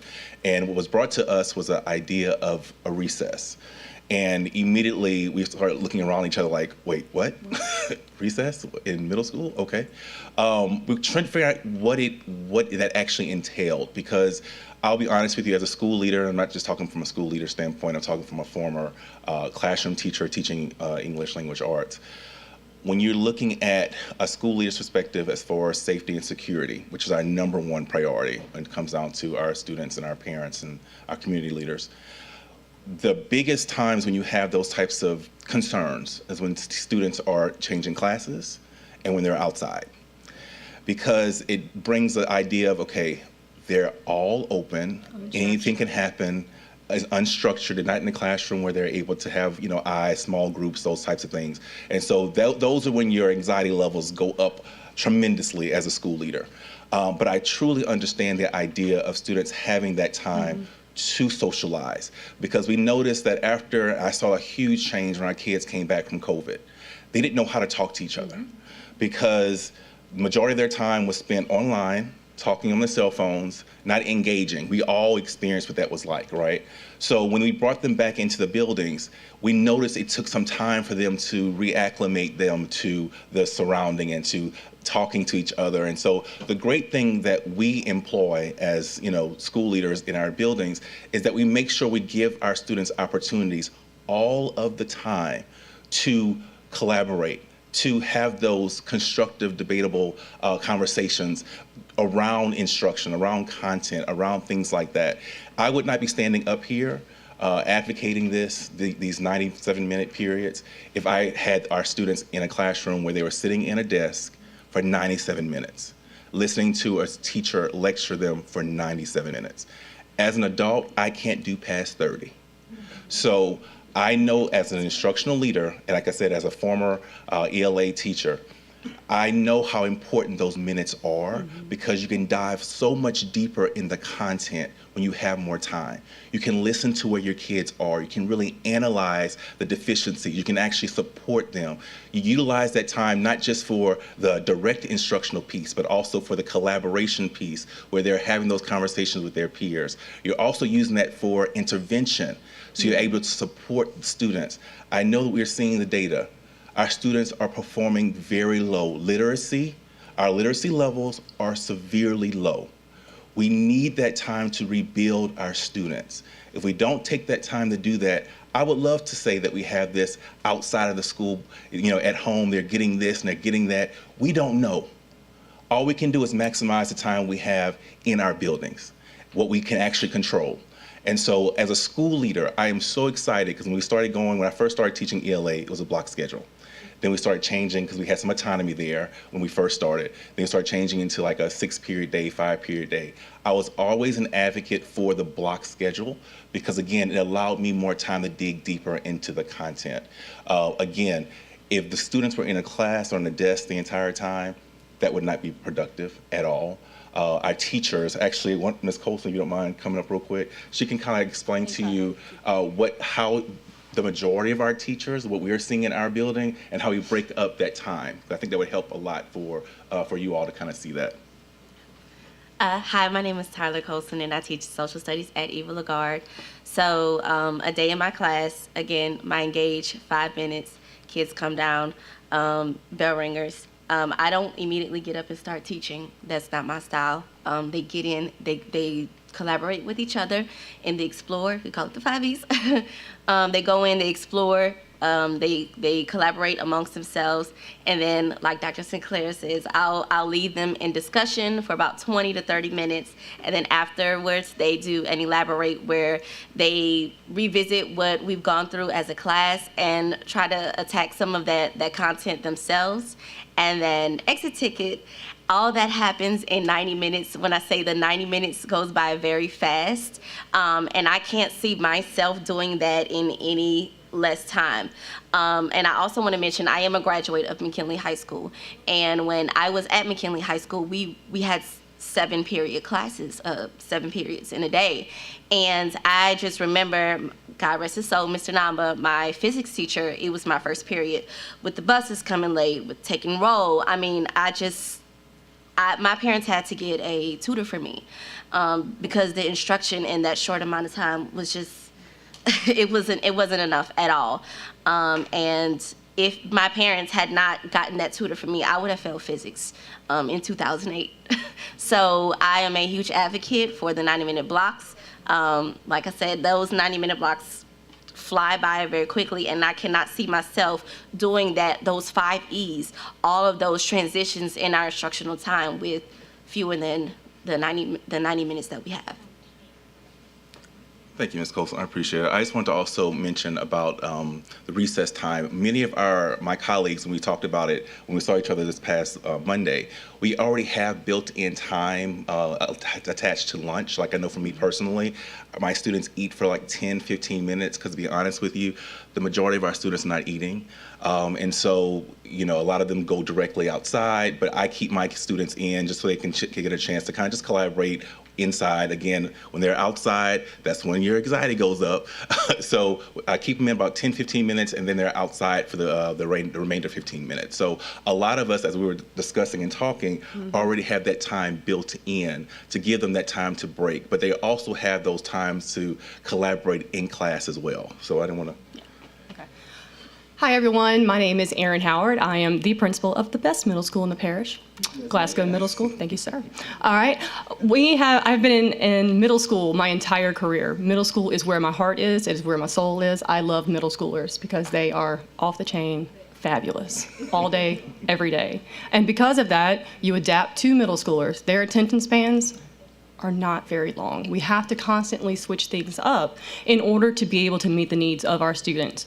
Through our 97-minute blocks, we are able to do small group instruction, direct instruction. We're able to do individual conferences with students. Students are able to tailor their learning to what they need based on our online curriculums that they currently have, as well as going to the libraries, going for math intervention support with a math coach. They're able to do a lot of different things based on what they need. Okay, that is something that we do very well. I can speak for Glasgow, but I know Dr. Sinclair also does as much as he can as well. During that recess time, my kids, when they're in the cafeteria, they are talking. Mr. Sutton, my assistant principal back here, he goes, I have to tune them out because sometimes they are so loud because it is a roar in the cafeteria, but it is giggling, it is chuckling, it is sharing foods from different cultures whenever the kids are talking to another, learning about Ramadan that is going on right now. Students are learning about each other, they're learning to talk, they're getting back to being social beings from this COVID learning loss that we have had. So adding on the recess, especially at 15 minutes, we're in support of that. We were a little shocked, like, wait a second, they're already doing things like this. They already have time to socialize. We can't just sit and talk to them for 97 minutes. That would not go over well at all. They would mutiny. The children would mutiny against us. So I actually have 2 of my superstar teachers here as well. Miss Natalie Roy, the 2021 Louisiana State Teacher of the Year, and then my Teacher of the Year from last year, Miss Nakia Lullaby, who is also fabulous. And they're going to here just kind of talk about their classroom times as well. Ladies? Come on. Y'all go together. So I think we're just here to say that we use our instructional time and we have students here who can vouch for this, Michael, in good ways. We're not sitting the whole time. No. My STEM class, for example, as you've probably seen from the newspaper recently, we built a Roman road through our campus, okay? So my students are coming into class, they're reviewing some terminology from a previous day. They might be playing an online game. Then they're talking with each other about what we're doing next. They might listen to me talk for maybe 15 minutes, and then they're getting up to do their STEM challenge. They're going outside to build. They're talking with each other constantly. So I just don't want the impression that this 90 minutes is them sitting in a desk listening to an adult talk. It's not happening. There is a lot of social engagement going on. Hello. In 8th grade ELA, we transition about every 10 to 20 minutes. So it may be, and Dr. Narcisse, I don't know if you remember, you actually came to my class last school year, and they read, and sometimes they rather read independently than me teach, and they'll ask me to stop talking and sit down. They need 5 minutes. They will adjust the timer. We do book talks, but every minute is counting, and every minute we need in order to continue to get the kids to grow. They write, They peer edit. We do a lot of think, pair, share. They actually learn a lot more from one another oftentimes than they do classroom teachers. So they have built a collaborative and supportive environment in which they lead. So recess is amazing, but we would appreciate all of our minutes. Thank you. Thank you. And just to close out, I invite all members of the board. You're always welcome at Glasgow Middle School. Please make sure you come and visit. I would love to take y'all on some tours to show you what we do at Glasgow, because we are the best middle school in the parish. No offense, Sinclair. But we love to share what we do. We love our students. We love our community. And we love being part of EBR. So please, come visit. Come visit Eva Lagarde. Nice plug for you. I just wanted to also mention my teacher of the year, Ms. Tyler Colson. So thank you, Ms. Colson, for coming. But just to close, thank you. See, got a clap, thank you. But just to close out, just please understand that we always put our students first and their needs first. And we know that we have to leverage their social skills because they're very social, very, very much so. And so if you don't incorporate that whole aspect and mindset into your classroom, you're going to have a very, very difficult classroom, because you have to leverage their strengths. And one of their strengths is social. And so like the teacher said before, there's a lot of things that happens in those times. And like I said, I would not be standing here supporting this if the students were sitting in a desk for 97 minutes. But I want to be transparent and thank the district for, like I said, including us every step of the way when these decisions are made, because it does help us a lot when we're going back to our schools and having to answer those questions, to know ahead of time what's going on. It really is so beneficial for us as school leaders. So thank you again for the support for the district, and also, like I said, always including us into those conversations. So thank you, board, for this time. I appreciate it. Thank you. And briefly, Kobe Sutton, assistant principal, Glasgow Middle School.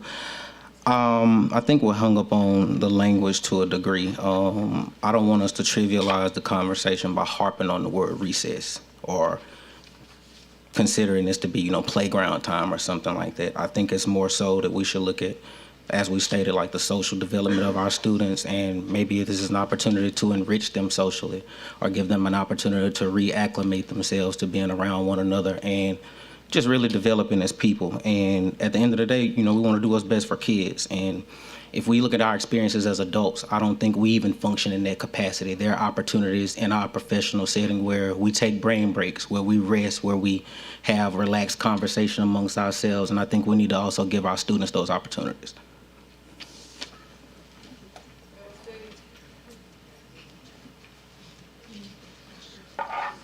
Thank you so much, Dr. Sinclair and Ms. Howard, and to the staffs. Are there any questions? Yes, so we do have a few people inside of the queue. Dr. Robertson. But before we get there, I'll be really, really brief and lift something up. I think this is great information. This is phenomenal information. But I think when this information isn't presented beforehand, meaning before the committee of the whole, it leads to more questions that come from our board. So my lift is that when we are having these types of discussions, we have to be very intentional about when we bring this information forward. And I'm not throwing anybody under the bus. Again, this is great information, but I think it would have been more helpful for our board to have received this beforehand so we could have dialogued amongst each other, and then there's not so much back and forth that happens. But again, kudos for the presentation. That just, again, lifted that up. But we'll get right back into it. Next we have inside of the queue, Vice President Carla Powell. Thank you so much for the presentation that has been given. And Dr. Robinson, I don't have a question. Mine are mainly comments. And I guess what I thought about was, number one, I pressed the request to speak item or button on the computer when I saw Ms. Roy. Ms. Roy, I'm a personal fan. I follow you on social media, and you're all things great. So that was the first part. And the other side to that is that we've just showcased some of our middle schools who are getting it right. But what about the ones who may not be getting it right?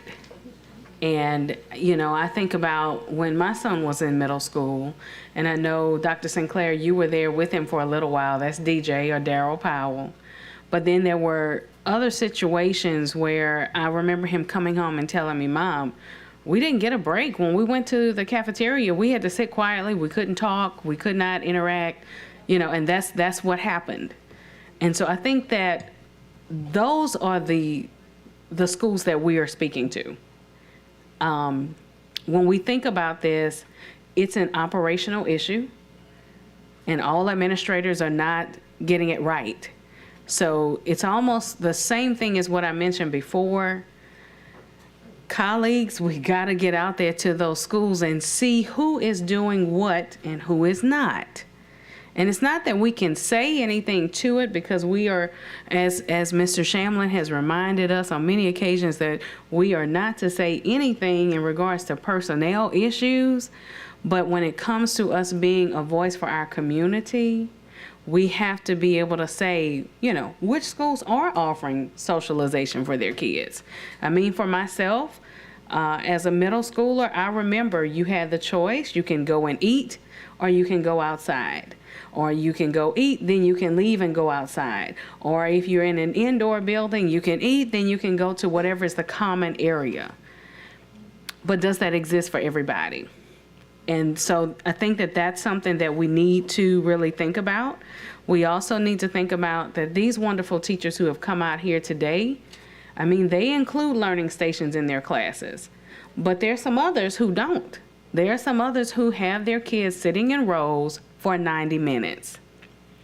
And we have to show up when they're not expecting us to be able to say and to tell how is it that we can actually assist them in becoming better professionals, and how we can help them to remember what it's like to be a child, because that's what's important. When we remind ourselves of what is it that I wanted when I was a student, what is it that I wanted as a teacher, as an administrator, we have to think about that also. You cannot punish a child by saying, okay, everybody has to be completely quiet for lunch because y'all misbehaved the last class period. That makes no sense, because people need socialization. So that's the part that I wanted to share. But other than that, thank you. And once again, teachers who are here, y'all are rock stars. Ms. Powell, if I could just say one thing. During our Summer Leadership Institute and during Teacher Development Week, which is coming, these are issues that, and I don't want to use the word issues, but these are opportunities that we're going to use to address some of these concerns with our teachers around, and we're going to be doing some professional development around teaching in that 90-minute block for those that need additional support. So thank you. All right. Thank you, Vice President Powell. Next, we have School Board Member Patrick Martin. Oh, I'm so sorry. I want to hear what Dr. Sinclair has to say. I'm sorry, go ahead. Dr. Sinclair.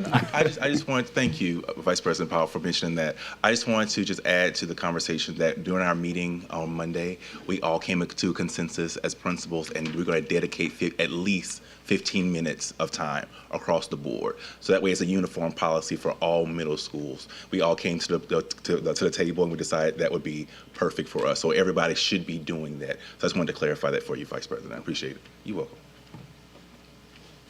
Thank you. School Board Member Patrick Martin, you have the floor. Thank you. I agree with everything President Lannis and Vice President Powell just said. I wish that we could clone Dr. Sinclair and Ms. Howard and all of the teachers that were up here. They clearly represent some of our very best, and we're very proud of them and very glad to have them. I think that though the very real concerns that Vice President Powell makes are the reason I've offered the substitute motion, because there are going to be some people that said, hey, the rule book says 97 minutes of instructional time, right? So I need to have the rear ends in the seats, and I need to provide 97 minutes of instructional time because that's what the rule said.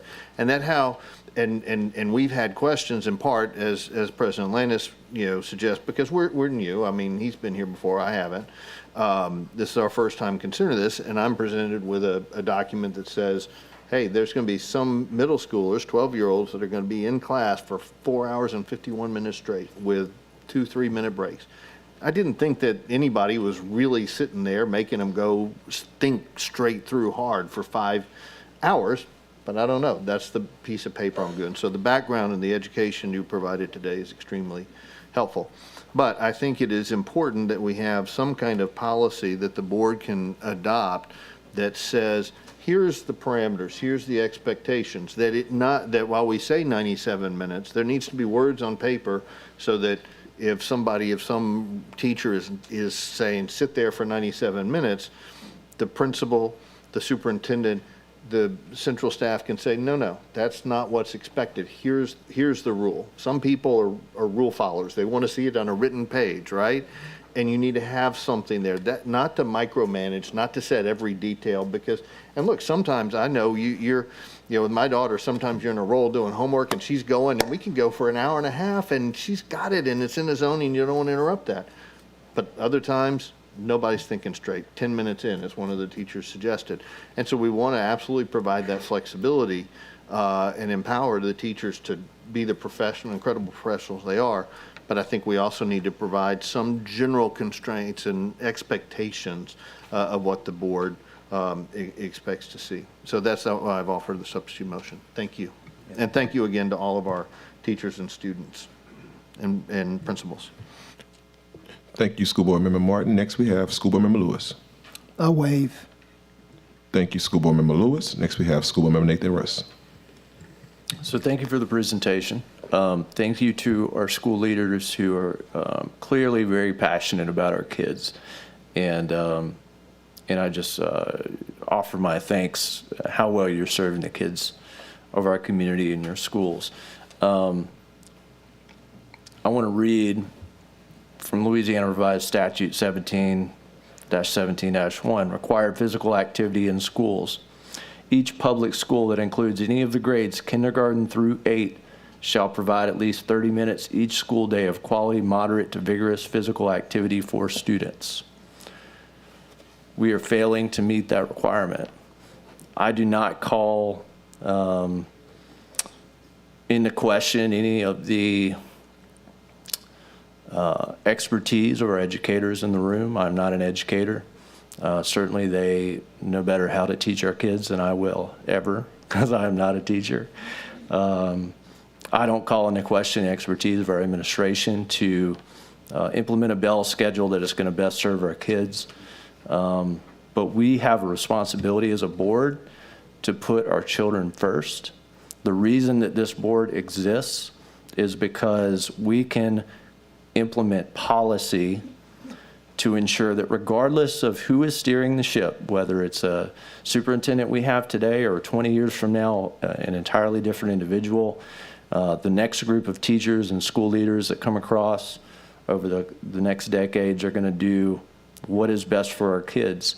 And laws like this are intact because scientifically it has been proven that this benefits kids. And when we fail as a board to enact policy that at least follows law and good sound science, that is why we get decades of reading instruction that had no basis in scientific fact and failed entire generations of people, mine included. So I know this is a way up here conversation, but I feel that too often our decisions are driven by the complexity of pressure to get the right teachers and get them the right amount of days in their contract, pressure to get the right bell schedule, the right amount of instructional time, get them there at the right time for parents, on and on and on and on. And it's like a glass, and we keep trying to pour more and more into that glass. And eventually, important ingredients get left out. And eventually we start taking things out. Well, they don't need 30 minutes. We'll cut them back to 15, that's enough. Well, everybody's super stressed. How are we gonna cover, the playground or the yard or whatever it is that they're spending their time in? We don't have enough people. We need to keep them inside. As adults, it is our responsibility to do what is best for our kids, Not what is best for our teachers, not what is best for LDOE or our administration or anybody else. It is to first do what is best to serve those children. So I say all that to say that I'm not done with this issue, and I'm going to continue to press and expect that first that we follow state law, but second, we're going to do what is scientifically proven to be best for kids, and that's to make sure that whether it's exercise time or it's brain break, whatever the heck you're going to call it, that we are going to implement a policy that enshrines and protects this right for our kids up until grade 8, until somebody can tell me otherwise. Thank you. Thank you, School Board Member Russ. Next, we have Superintendent Dr. Narcisse. Yeah, I'd like to just thank the board for all their comments. I'm going to just highlight a few things and then go from there. Number one is in terms of the timing of the calendar. When I arrived here from Washington, D.C., I would ask some of the same set of questions. The state LDOE releases their assessments late, which pre-predicts why our calendar is late. In other places, I've been in many other cities outside of being here, usually you're giving the community the calendar as early as December, and you're giving kind of a year or two ahead of time to be able to allow the communities and their families to do what they need to do. But unfortunately, the way our setup is, it makes it challenging to come up with something early and then have to make adjustments. As I tell folks, you have to always remember we are the second largest school district in the state of Louisiana with thousands of families, not just one family, with multiple communities within communities. And so we have to figure out a way to get that information as early as possible that would help us to get calendars out much, much early in the state. And so, I love the advocacy of this board to help us to go to the state to keep advocating, because they can give us some of those things earlier so we can make decisions earlier. The second thing I wanted to bring up also is around scheduling.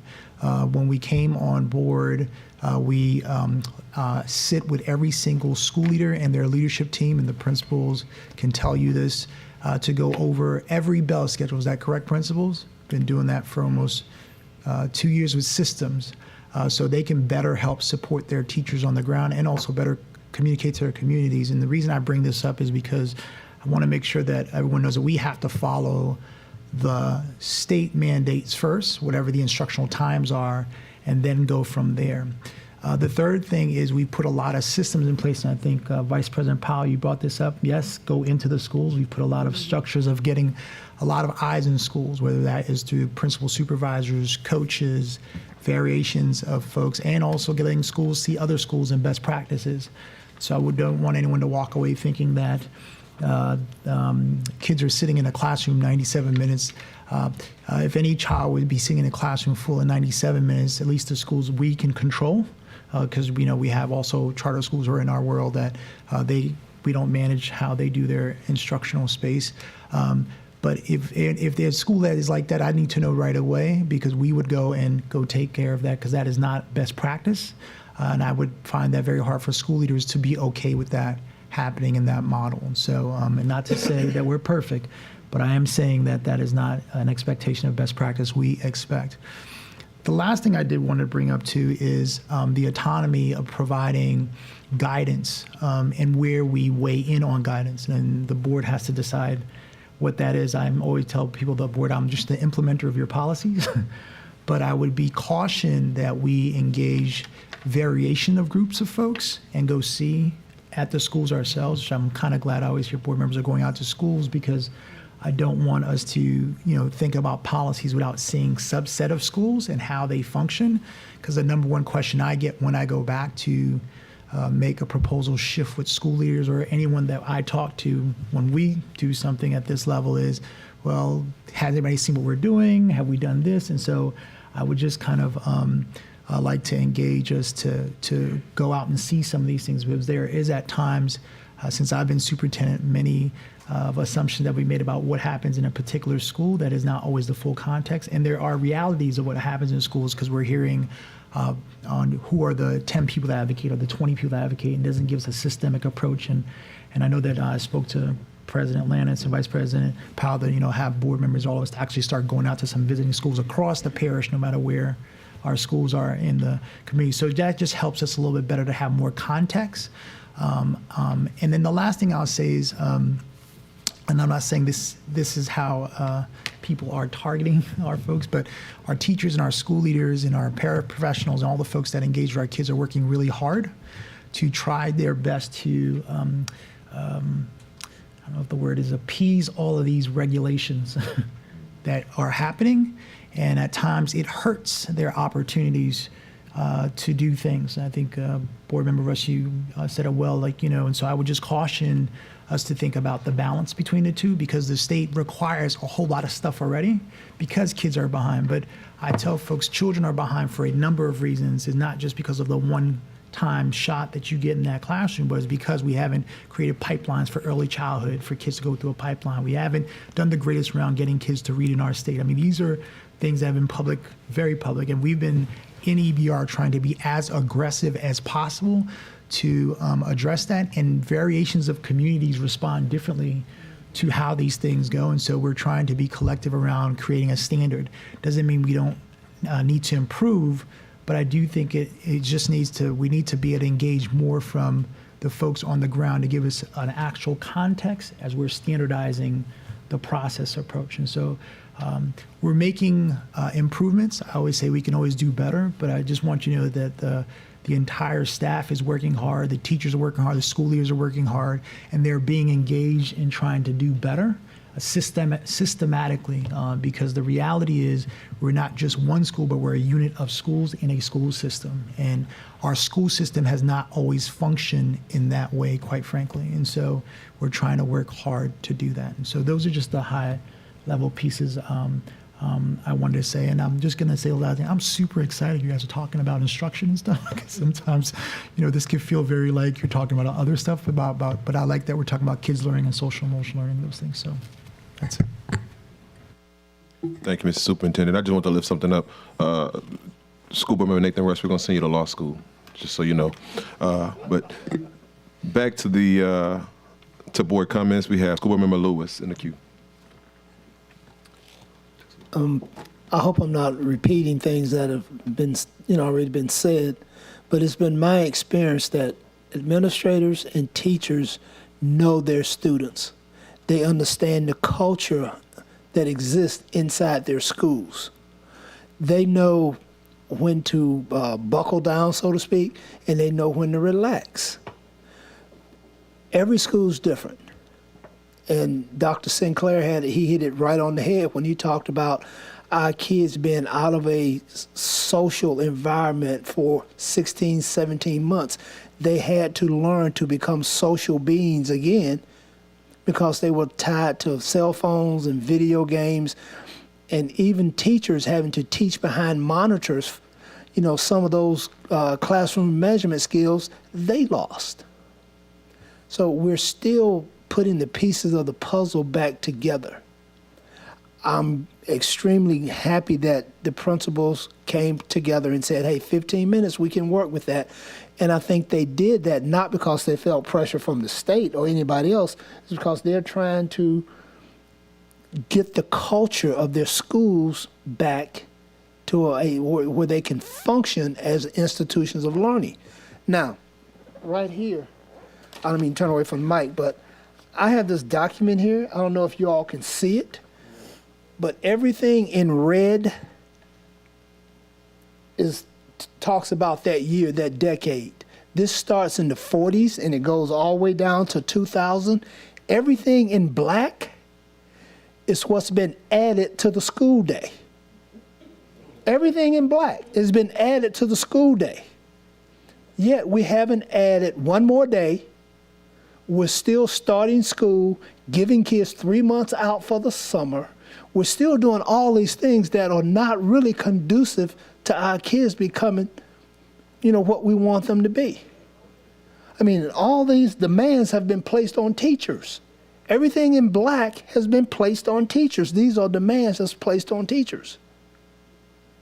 So we've got to re-examine, in my opinion, our entire education system in this country. If not this country, this parish. Because until we do that, we would never be a great school district. We'll always hover somewhere around being mediocre.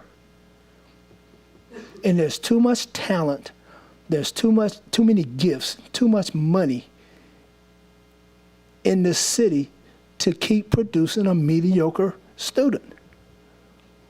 Eva Lagarde, your magnet schools, everybody's population is different. One size does not fit all. And I think that's what you were saying just a second ago, Dr. Narcisse, am I correct? One size does not fit all. So we've got to find a way to make sure that, that it fits everybody. Because all of our kids deserve a fair and equitable education that's going to prepare them for 9th grade and from 12th grade for life. So I am so pleased that the principals accepted the 15 minutes. And I'm sure they'll find a way to make those 15 minutes fit into educating their children, readjusting the cultures of their schools, so we can function as we can become a high-functioning school district. So, and thank you for, coming to the mic. Thank you for all the comments by my colleagues. But schools can't do it alone. It takes everybody to make it work. Thank you. Thank you, School Member Lewis. Next, we have School Member Mark Ballou. Thank you. I just want, is there anywhere where we can see on board docs the substitute motion, how it reads? And I don't know, or if not, can we have it reread just to make sure I didn't miss anything?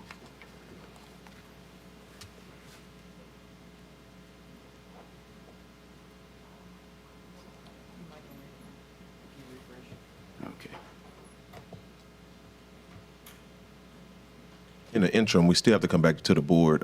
School Yeah, Member go Mark ahead. Ballou. That's I was going to say, can we go ahead and move along to that to the public comment, because we have quite a few cards to get through. First, we have Mr. Michael Hard.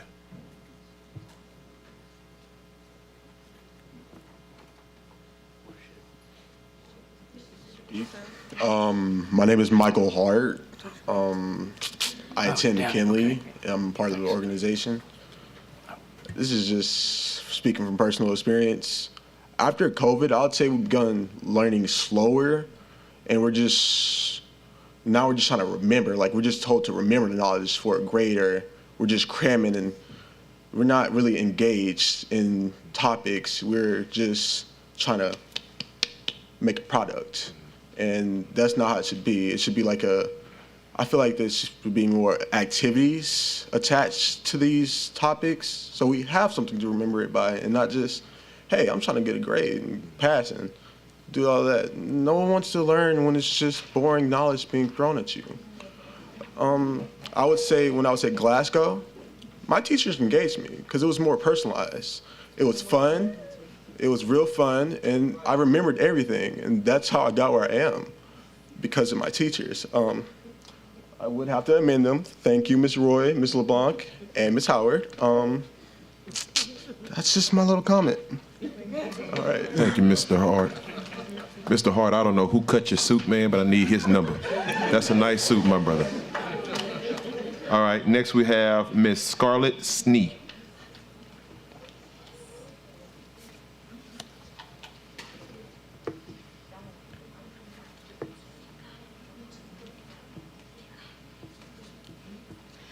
Hello, I'm Scarlett Snee from Sherwood Middle. I'm speaking to you today about the need for middle school students to have recess. Recess provides emotional, physical, and social rejuvenation that developing bodies and minds need. This year at Sherwood Middle Magnet, we have SEL instead of recess.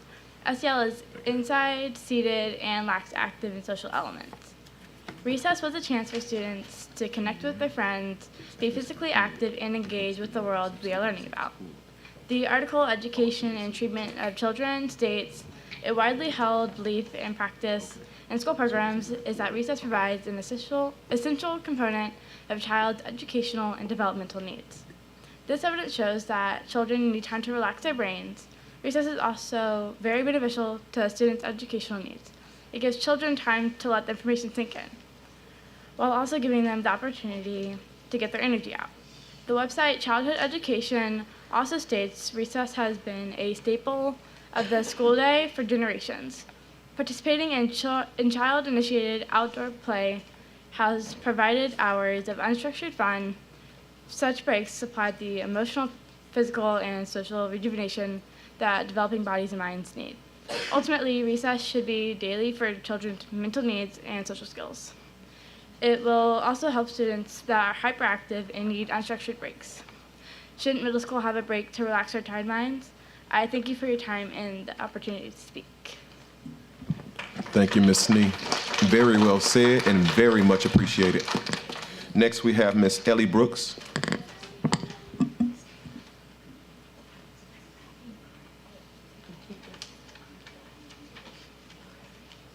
Hello, my name is Ellie Brooks, and I'm a student at Sherwood Middle School. So I'm here to talk about recess. Recess regulates the nervous system and allows students to be more engaged in class.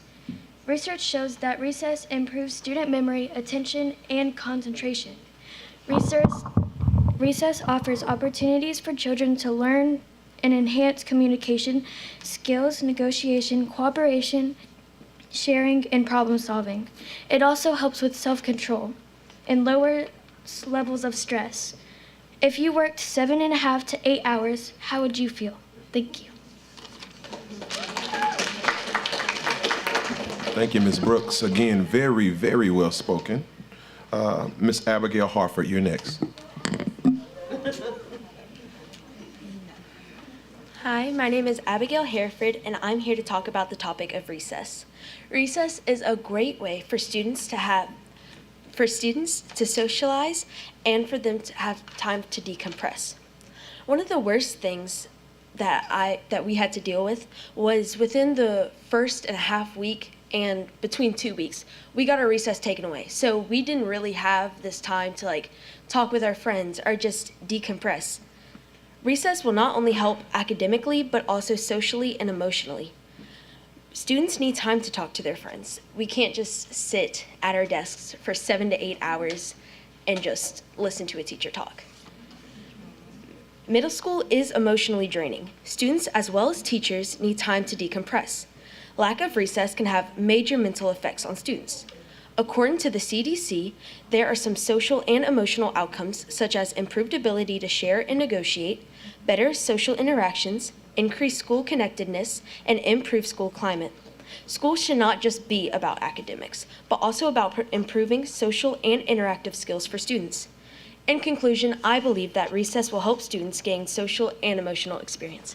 Thank you for your time. Thank you, Ms. Abigail. Next, we have Ms. Madison Thompson.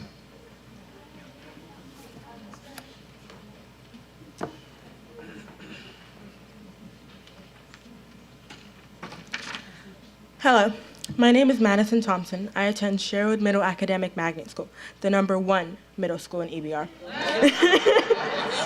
Thank you for taking the time to listen to me today. Imagine sitting in an enclosed classroom for over 7 hours a day, with about 20 to 30 students crammed inside, and without the option to take any breaks whatsoever. Having recess can improve students' focus and restlessness in class. Recess gives students the opportunity to interact with other students outside of their classrooms and to take a mental break from all studies. We're growing children and need time to get some fresh air and to take a break. We attend 4 classes every day with little to no time in between each. In 2018, Representative Barrow Amdy introduced a bill mandating a 30-minute recess every day for students K through 12.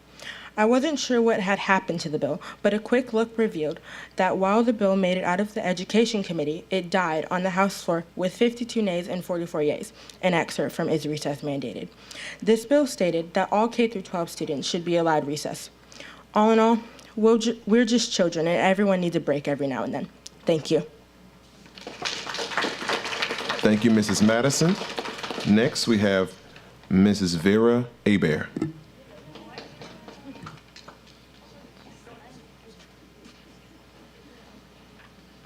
Hi, I'm Vera Hebert from Sherwood Middle, and I'm here to discuss the issue of recess from the perspective of a middle school student. In my opinion, recess is needed for many educational, physical, and mental health reasons. These include increasing children's physical health, memory, attention skills, and improving their child development. Middle school children are having to sit in class for 7+ hours at a time, and the only break we get is lunch, which isn't a very social activity. Even that isn't a real break. As someone with ADHD, I can personally tell you how difficult it is to pay attention in school for 97 minutes at a time. In my opinion, a few extra instructional minutes will not improve test scores. When children aren't given breaks at school, or at least partially enjoying school, they're not going to be motivated to learn. These 97 minutes aren't even always used as instructional time. Some class periods are just us sitting there doing work, and there's no motivation to go to school. Like, don't you want your children to have motivation to learn? We're constantly being corrected for talking and being disrupted in class, which is annoying for students as well as teachers. I think some of these attention and focus problems would be solved with at least 25 minutes of recess per day. This will ensure that both kids and teachers get a break that we need. Outdoor lunch once a week is not enough. Thank you for listening. Thank you, Ms. Hebert. Next, we have Raiden Suarez.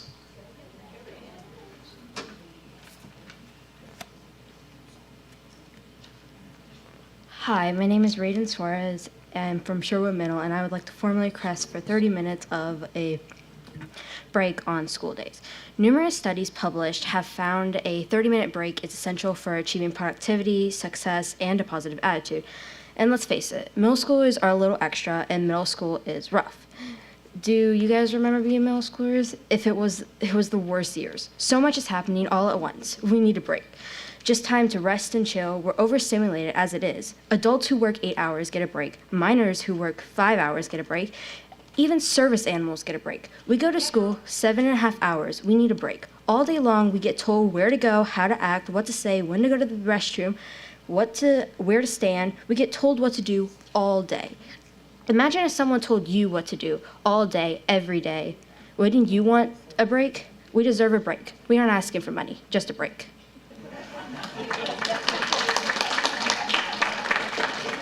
Thank you, Ms. Suarez. Next, we have Ms. Melanie Scruggs. I'm sorry.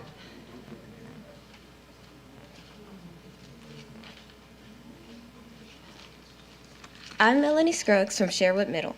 Have you ever been sitting at work awaiting your next break? If so, then you understand how us students feel. But the difference is we don't have that break. According to the CDC, recess is a regularly scheduled period in the school day for physical activity and play that is monitored by trained staff or volunteers. During recess, students are encouraged to be physically active and engage with their peers in activities of their choice at all grade levels, kindergarten through 12th grade. Sitting through 90-minute class periods for 8 hours a day can get exhausting and cause mental burnout. After enduring the long day at school with no recess or time to recharge and refocus, homework completion can take the rest of your day, leaving you with little to no time for personal, physical, or social interaction. Recess has many positive benefits. According to the CDC, recess benefits students by increasing their level of physical activity, improving their memory, attention, and concentration, helping them stay on task in the classroom, reducing disruptive behavior in the classroom, improving their social development in ways such as learning how to share and negotiating. Having recess is important to students because it helps them develop lifelong skills that they will need in their field of work as well as in the relationships that they develop in their adulthood. Thank you, Ms. Scruggs. Next, we have Brody Ryko.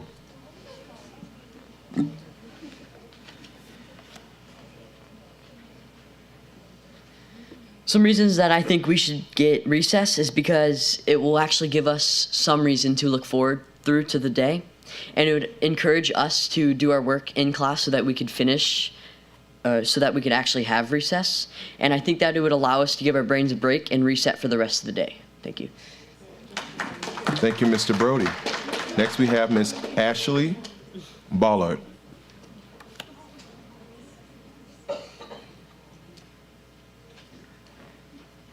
Hello, board members, superintendent. I'm a parent of 3 in EBR schools, In regards to voting to approve our 23-24 school calendar, first I'd like to thank you all for hearing our concerns and our cries for our students who so desperately need to have a recess incorporated to their school day. So thank you for that. However, in the amended proposal, and I thank you for all the tireless effort that you all have put into making it work. It seems there has been some misconsiderations for our teachers specifically. It is my understanding that the new proposal removes 3 half-days at the end of the semester in December. However, it is necessary for our teachers to have those days made available student-free for grading and finalizing of grades for the semester. Fortunately, we're coming to you with a solution and compromise. For the miscalculation, all you need to do is take September 20th and December 13th, make those full days in order to secure the total minutes needed to satisfy the requirement and still allow for the 2 half-days at the end of the term. Thank you for listening and for your consideration of our teachers. Thank you. Thank you, Ms. Ballard. Next, we have Abigail Whitert.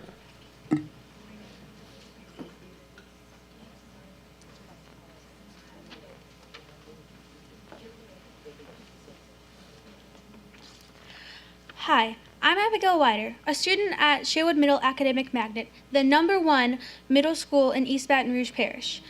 How many of you would like to go to 4 meetings a day that are 97 minutes long, sitting in an uncomfortable plastic chair, and the only break you get is maybe a 20-minute lunch? I'm sure as soon as you hear, we're going to have a meeting today, you think, oh boy, how long is this going to take, and couldn't have just been said in an email? Well, going to middle school without recess is just like going to 4 97-minute meetings a day. The CDC, January 2017, defines recess as a regularly scheduled period within the school day for physical education and play that is monitored by trained staff or volunteers. It goes on to state recess periods can be offered multiple times a day and should not be a replacement for physical education classes. A recess would give us a much-needed break that would benefit us throughout our entire day. Research shows the beneficial social-emotional effects of adding recess to the day. The American Academy of Pediatrics 2013 lists the social-emotional advantages of regular recess to include communication skills such as negotiation, cooperation, and problem-solving. The article also states that coping skills such as perseverance and self-control are obtained through regular recess with peers in a school setting. At Angola Prison, the prisoners get more required outside and social time than we do at middle school. The prisoners get more required outside and social time than children. People who have committed crimes get more social and outside time than children. One of my closest friends that I've known since 4th grade, I have no classes with. I don't see her at any time throughout the week, and I'm usually working on homework or extracurricular activities when I get home. Recess would give me and other students a chance to interact socially with friends. Having social time throughout the day will help improve our mood and focus and help build our social skills. Students are usually discouraged from talking or interacting with peers during classroom time. Most of our conversations are related to our work, understandably. This means that recess makes a better environment for us to learn socialization and communication. We can benefit from peer-to-peer communication that isn't monitored or necessarily related to the school. Students as well as teachers need a break. Some teachers might be on recess duty, but they would still enjoy outside time for fresh air and socialization with their colleagues and students. We're not full-grown adults, we're only children, and most full-grown adults get more breaks than we do anyway. We're still growing and need time to stretch our legs, get fresh air, and socialize with our peers. Recess won't fix all the issues that we have in school, but it would be a great jumpstart to fixing our school environment. So next time you're in a meeting, remember the middle schoolers who have to attend 4 meetings a day with limited restroom breaks, social time, uncomfortable chairs, and maybe a 20-minute lunch break. Thank you. I also have all my sources on the back if you'd like any extra information. Thank you, Abigail. Abigail for president, ladies and gentlemen. Next, we have Ms. Angela Reams Brown.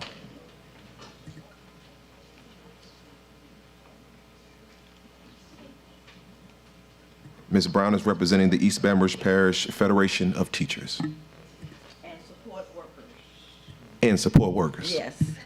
Good evening, ladies and gentlemen. President Landis, Vice President Powell. I am a former teacher. I taught with the district for 33.5 years. I work with the population that always needed recess because they were our SPED students. And I understand the need, but what I'm also hearing is that Sherwood Middle might need a little help over there. with their curriculum and how to monitor their time so that their students can feel like they want to come to school and they want to produce and they have some time to relax. When I first signed the card, it wasn't to speak in terms of the 15 minutes, but to speak about the process that you guys allow not only the teachers and the students and the community to decide what calendar we will be putting forth tonight, and I'm understanding that's calendar A. We're never going to have a calendar that everybody will agree with. Let's just agree on that. But the process is what makes it fair. You allowed individuals to not only review both calendars, but actually vote on which one that they thought should be presented for this upcoming school year. And so for that, I want to say thank you. As a local president, we don't prefer either calendar. Either one will work for us because we follow the calendar of the East Baton Rouge Parish School Board when we put our work orders in. But what we do want to support, again, is the process that you allowed the individuals to go through to select this calendar. So as the president of the East Baton Rouge Federation of Teachers and Support Workers, I implore you to utilize the votes that were used and support calendar A. Thank you and be blessed. Thank you, Ms. Rings-Brown. Always appreciate it. Always appreciate your comments. Next we have Robin Clark.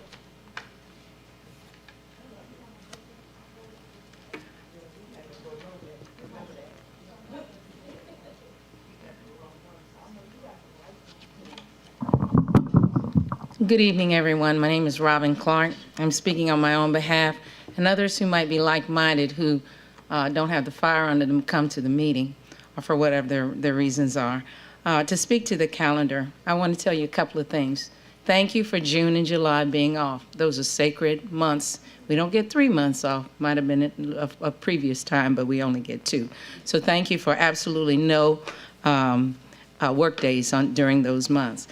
As a teacher in East Baton Rouge Parish, and I work on the elementary level, but there are my colleagues who work on the middle school and high school level, and I know that those A and B days matter a lot. So even though you may have 65,880 minutes, please ensure that you have respected both A days and B days so that you have the same value in the quarters. So not only do you have to have the total, but you also have the quarters. Because if there's an imbalance, then you throw the teachers off who don't get their value during those quarters. So please be mindful that the calendar respects those things. As it relates to the instructional minutes, it's important that that value be placed there. And yes to recess. Children need recess. And I agree with the law, because I was going to speak to that. They do need to have that moderate or vigorous activity and not SEL, because SEL was one of those things on those lists, those black line items that was added to that list. So they need the recess. How will you do it? Will teachers get paid? Is it a part of that day? Is it a part of those additional minutes that you have put on the deck for the calendar? So you need to think about that, because teacher day means teacher pay. Okay, so we're not just giving away free days, free time. We're already giving away quite a lot. Some of us don't have breaks. Now you can speak to, my para gets a break 15 minutes. She gets an hour a day. She gets a 15-minute morning, 15-minute afternoon, and she also gets a 30-minute unstructured free lunch. Not all teachers across the board, all grade levels, get that same. It's not an even playing field, and we're okay with that being uneven. We buy into it because we are teachers. We give beyond. Sometimes we give more than we have. You know, we give our last and we give our blood. Some of us are able to do that.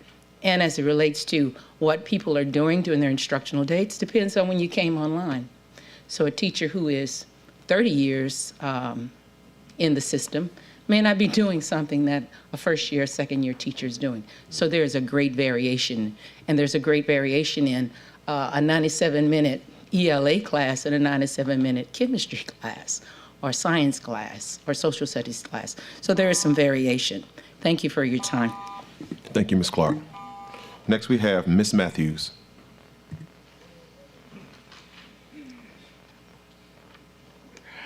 I first want to thank the parent whose email spearheaded all of this that's going to benefit every middle school child in this district. I also want to thank the students who started writing letters to Superintendent Narcisse, and he came and he spoke to them, and then they showed up here. I don't know who taught those children to research like that, but she must be a beast.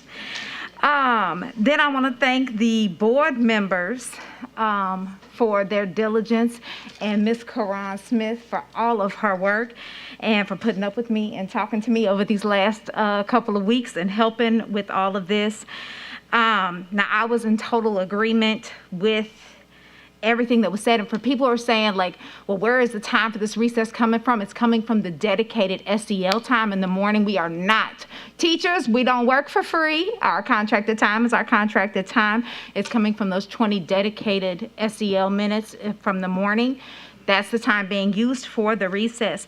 However, the calendar that was submitted for today, I'm not okay with for the teachers, because I'm still going to be about the teachers. So when I double checked the math on it to fix that, like another parent just said, you could take in first semester, you could take December 13th, make that a full day. You could take September 20th, make that a full day. They are both B days. And if you do that, then you still give teachers those 2 half days to grade exams, which we have to have, because if we are babysitting, we cannot grade. That will give us 42.5 minutes over the requirement, which is 4,025 0.5 minutes that we need. Also, I just wanted to let y'all know, because Vice President Powell mentioned this about teachers needing recess too. My students asked me when I invited Superintendent Narcisse, when I gave him the letters, they said, Ms. Matthews, you hate recess. Why are you fighting so hard to get this for us? Because this isn't about what I like. I despise recess. They stink when they come in. I hate going out there. This is about what's best for them. They need it. One of them that came up here learned so much better after they have come back from running around and being stupid. I'm not going to say, because I don't want to point out who it is, but they do so much better because they wake up and they run around acting a fool, and then they come in and then they can actually focus. They need it. They desperately need it. It's not about what I like or what I want. I hate recess. They need it. So I thank you all for your time, for your diligence. It feels like this has been 2 years. It's only been 1. I didn't realize that that's all the time we've been fighting for it, but thank you. It's been a long road. Thank you, Ms. Matthews. Next we have Alera Selders.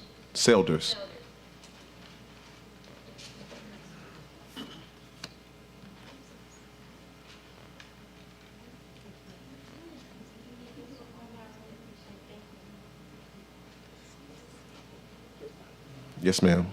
All right. Hi, I'm Alera Selders. I currently go to Glen Oaks Magna High.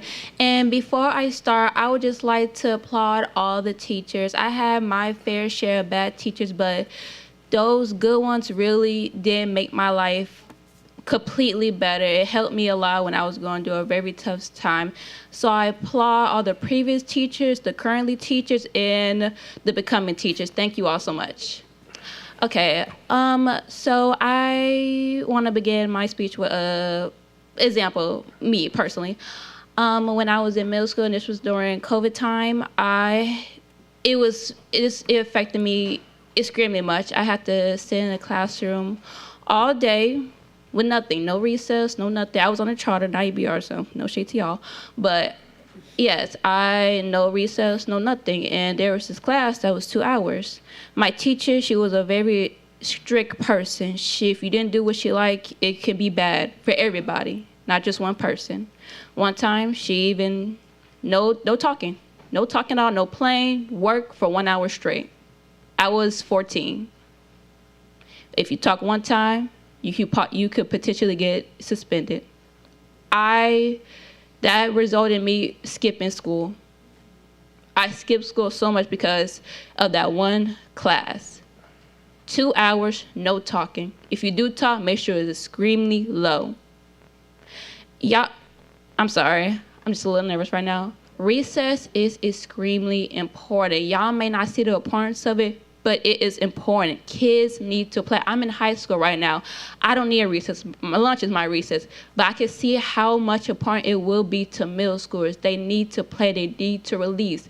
They're not teenagers yet, but they're not little kids, but they need to release all that energy. Middle schoolers are hyper. They need to talk with their friends. And I just really want to share the importance on it. Forgive me for I'm a little shaky right now. I'm just a little nervous. Take your time. Thank you. And I just want to, y'all need to see the importance of it. Recess is just not some little playtime. This is where they can talk to their friends, release all that energy they was keeping inside that classroom. Classrooms are cold. Those desks are hard. The teachers, forgive me, are boring. Forgive me, I'm sorry, but it's true. I'm just trying to say the truth. And I just really wanted y'all to see that. That's it for my speech. I thank y'all all for your work. Have a good day. Thank you, Ms. Selders. Next, we have Ms. Rakia Cost.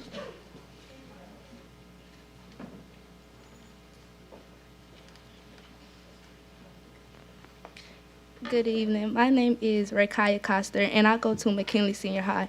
And as a former middle schooler, I feel as if the kids shouldn't have recess, because going to coming from elementary, going to middle school, it is a big change. And middle school is preparing us to go to high school, which is gonna definitely be a big change. And if middle schoolers having recess, it's gonna be difficult and even harder on them as they in high school. It's okay, take your time.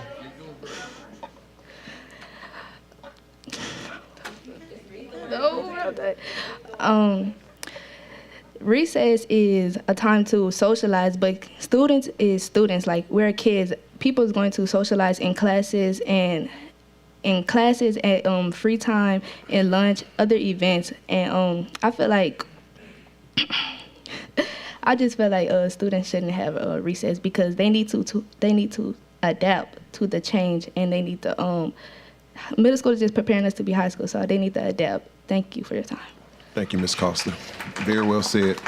Next, we have Summer McKetchin.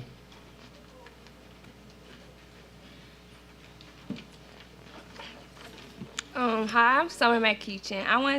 I attend McKinley Senior High School, and I'm with the Amplify LA program. I wanted to touch on a topic about classroom extensions. I feel like since we already have a shortage of teachers and we have permanent subs in different classes, during these classes, most of the time we do nothing. Everyone just sits on their phone doing nothing. Extended these classes are only going to cause more hassle, because students get tired of sitting somewhere doing nothing, which leads to skipping. I don't think no one wants to sit in a classroom for these long periods of time doing nothing. When we will sit here and have to worry about things like, when will we get a teacher? Are we going to learn? And what about LEAP? We are asked to do these state tests. We are asked to do these state tests, and we are asked to do these state tests when we have no teachers. So, like, how are we gonna know what to do when we have these permanent subs that we do nothing in class? And the problem isn't extending classes, it's about what we're doing during these classes. If we're not doing nothing, what the classes need to be extended for? Like, I don't agree with it. So thank you for listening to my personal experience about why classes shouldn't be extended. Thank you, Ms. Summer. Next, we have Ms. Mason.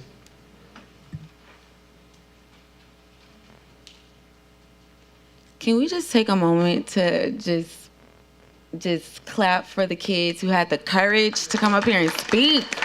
Oh my gosh. This is why we're here. We do a lot of discussion amongst ourselves, but when the babies open their mouths, that's when you got me locked in. So never forget the value of your voice, okay, if y'all get nervous and scared. I was in the restroom and I ran into the students. They're here with Education Trust under the direction of Tremere Howard and Sierra Hart. So y'all are people who are in it to win it. So thank you for that. But they were a little timid and scared about amplifying their voices. And I said, no, get up there and say it. So they were a little nervous, but thank y'all for your patience with them. So a few things. I taught in EBR. I taught at McKinley Middle, just transparency. McKinley Middle, Broadmoor High, and Geo Prep. And now I currently teach in Memphis, Tennessee, and in Georgia. And so I want to speak on extended days because all of those experiences are different. And I'm also a product of McKinley Middle and Baton Rouge High. So I have a bit of different experiences. And so extending a class period at a school like the #1 Sherwood Glasgow, woohoo, awesome. It's also what makes you the #1. And I think what I heard a lot was about the style of the classrooms, and we have to consider that teachers' styles are different. Teacher and students' experiences are different. I teach virtually. When there was a facilitator who had a different style, I had a great attendance rate, right? Even if they weren't fully engaged, they logged on.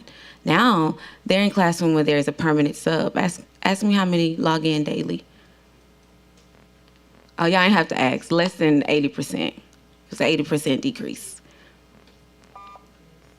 So let's just consider, once again, great ideas, but I just encourage us to be more intentional with our time or have more time to really go into the details about what things look like in action, in process, versus just doing it to say we did it. Thank y'all. Thank you, Ms. Mason. Next, we have Dr. James Finney.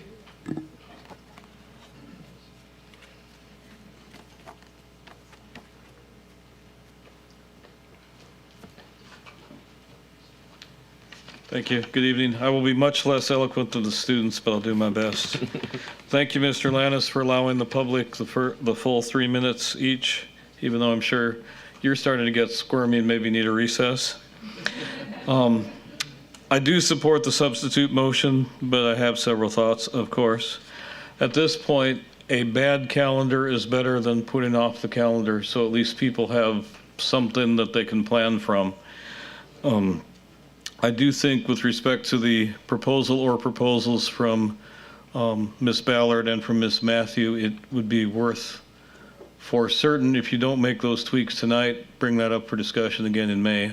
That's a minor enough change. I think you could still do that without abusing the people's ability to plan their falls too badly. I appreciate the fact that the administration put the presentation on board docs and agree with Mr. Lannis that that should have happened sooner than tonight. Probably should have happened a month or two ago. There are 67 school districts that had elections last fall, Mr. Martin. I suspect most of those have already adopted the calendar, new board or not. When I saw the presentation, it was clear, I was reminded that the survey, the input process appeared to give people choice between one calendar and another calendar. If the parent tells the kids, you get to decide what we're having for dessert tonight, would you like Brussels sprouts or sauerkraut? I'm not sure the kids really had a good input on what dessert was that night. So I really hope what happens in May is careful and intentional and gives plenty of opportunity for the public to weigh in. Whether you can fit that into a 4-hour committee of the whole, I don't know. But there are far too many interesting topics where you have a workshop that involves people talking among the horseshoe, getting fed information from the administration, and the public is shut out. That is not a good process, and you need to try to get away from that process. And this topic is an excellent place to start. I heard one alarming comment from Dr. Sinclair. If students at his school aren't eating lunch, I hope that makes alarm bells scream in some administrator's head. That's a big problem. No matter how good the instruction is within the 97 or 90 or whatever minutes, the students still need unstructured time to learn to grow up and eventually become adults. Unstructured, no matter how wonderful the instruction is, give them a break in between. Thank you. Thank you, Dr. Feeney. At this time now, that concludes our public comments. We will now go back to the board. However, before we go back to the board, I want to use a point of public privilege to make a very important acknowledgement. Not very often do we have the opportunity to have students voice their concerns and talk about items that directly affect their learning and what happens inside of schools. So there are two very important groups here tonight. First group I want to acknowledge is Southeast Middle School. If you all are still inside of the audience, could you please stand up? Sherwood, I'm sorry, I apologize. Sherwood, I know, Miss Matthews. Can we please give these young ladies a round of applause? You all did an absolute phenomenal job advocating for not only your school, but for students all across this parish. And I just want you to know that it is greatly appreciated. Thank you so much. And thank you, Ms. Matthews, for your amazing work that you do with these students and all of your students at Sherwood Middle School. The next group that I would be remiss if I did not acknowledge is a part of the Education Trust, who our former vice president and former board member, Mr. Tremel Howard. First of all, could you stand up, sir? He's always stylish, y'all.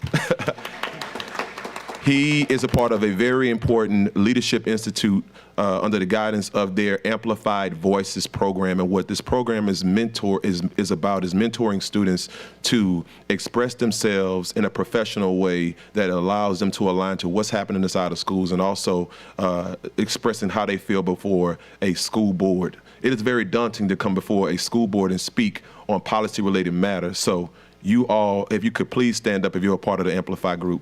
Can we please give them a round of applause? And Ms. Sierra Hart, thank you for your incredible work that you do with the Ed Trust of Louisiana. And thank you again, former Vice President and former board member, Mr. Tremel Howard. Thank you so much. Thank you, guys. All right, at this time, we're gonna move right back along. I think I cut off Mr. Mark Ballou so that we could get to public comments because it was pretty long, but I wanted to afford you that opportunity if you still had any comments to make. Okay, we're going to go to Vice President, Ms. Carla Powell. Of course, you know, you took most of my comments. But first of all, I know that we have established who may be one of the English teachers for these students, but whomever your English teachers are, whomever your social studies teachers are, all kudos to them, and God bless them for teaching you how to articulate and to be able to use your sources.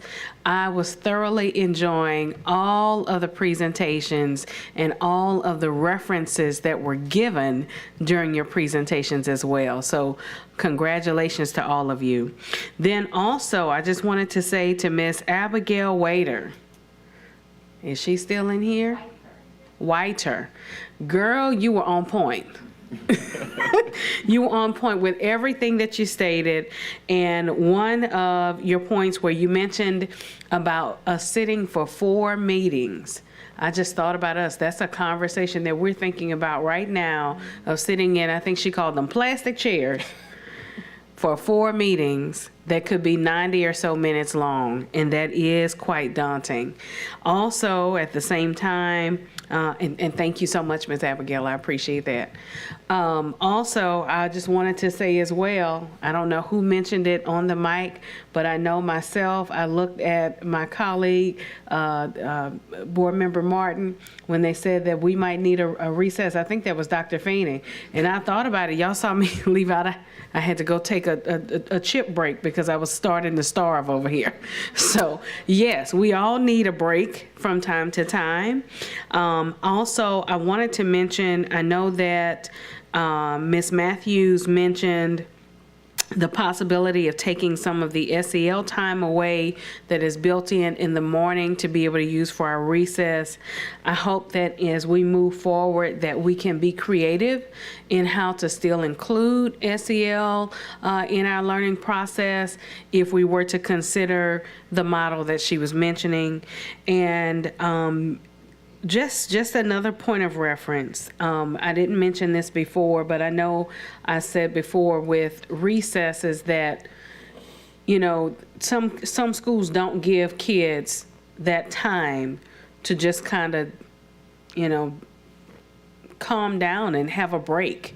You know, if they're going to lunch and they're having to sit quiet for lunch, what we're not talking about is the fact that when that child goes to the next class, they're going to make sure they wreak havoc on that class. And it's unintentional. It's not something that they're planning to do. It's just that they have not had a time to release that energy.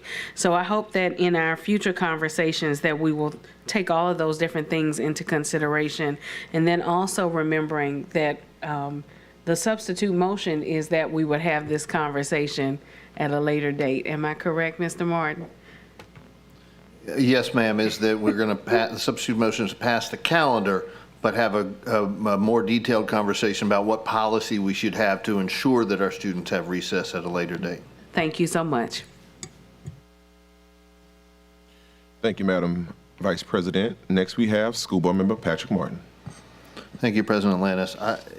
No matter how any vote here turns out tonight, I'm leaving this meeting tonight with a much more hope in the future than I had when I walked in. These students are phenomenal.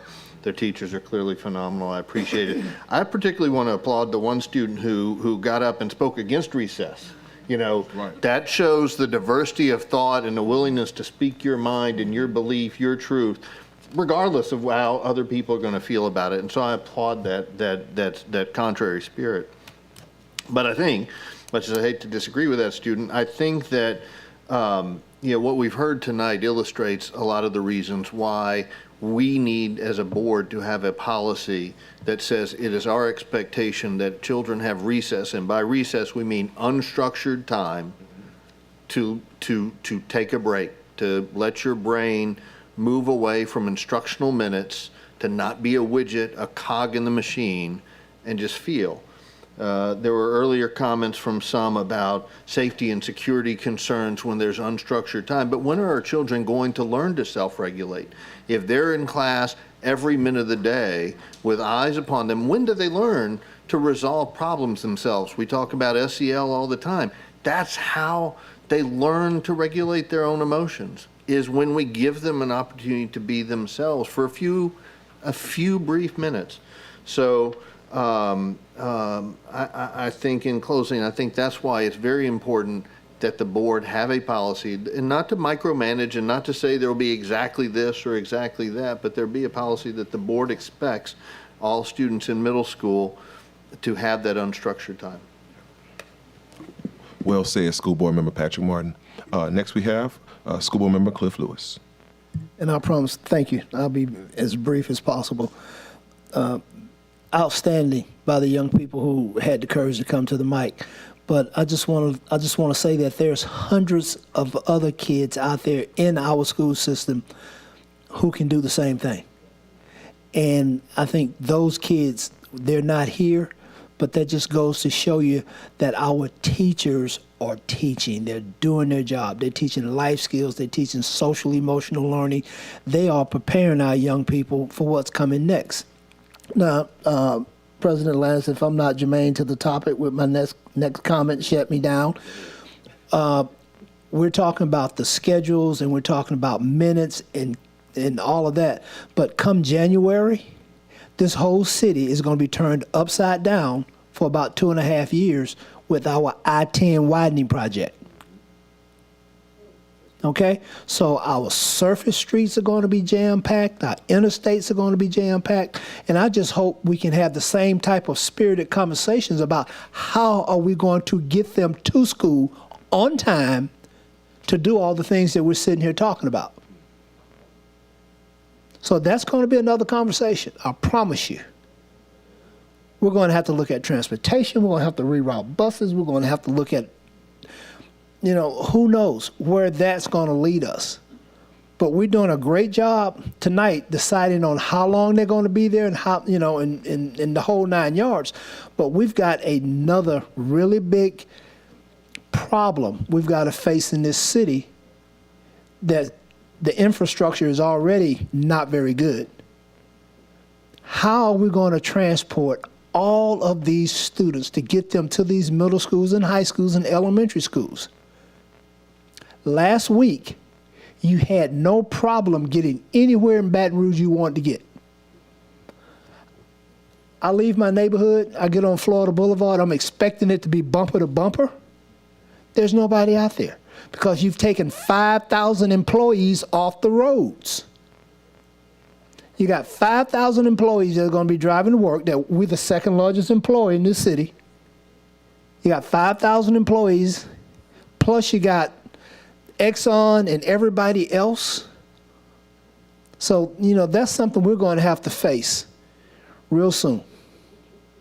If I'm not Jermaine, shut me down. But we've got to tackle that problem as well. Thank you. We appreciate that. Thank you. Well, very well spoken, Coach Lewis. At this time now, we're going to get ready for the vote, and I just want to remind our board that we are voting on a substitute motion, which I will read. This is a substitute motion to approve the 2023-2024 school calendar and to require the system administration to present at the next committee of the whole, 1, all the considerations that go into the development of a calendar and bail schedule, and 2, a draft policy for consideration of adoption by the board, setting the criteria which must be met by any school day and or bail schedule adopted by the superintendent or principals for the 2023-2024 academic year and beyond, with such criteria to be focused on creating a most conducive learning environment possible, while also meeting all legal, contractual, and other compliance concerns. Madam Secretary, please call for the vote. Please vote.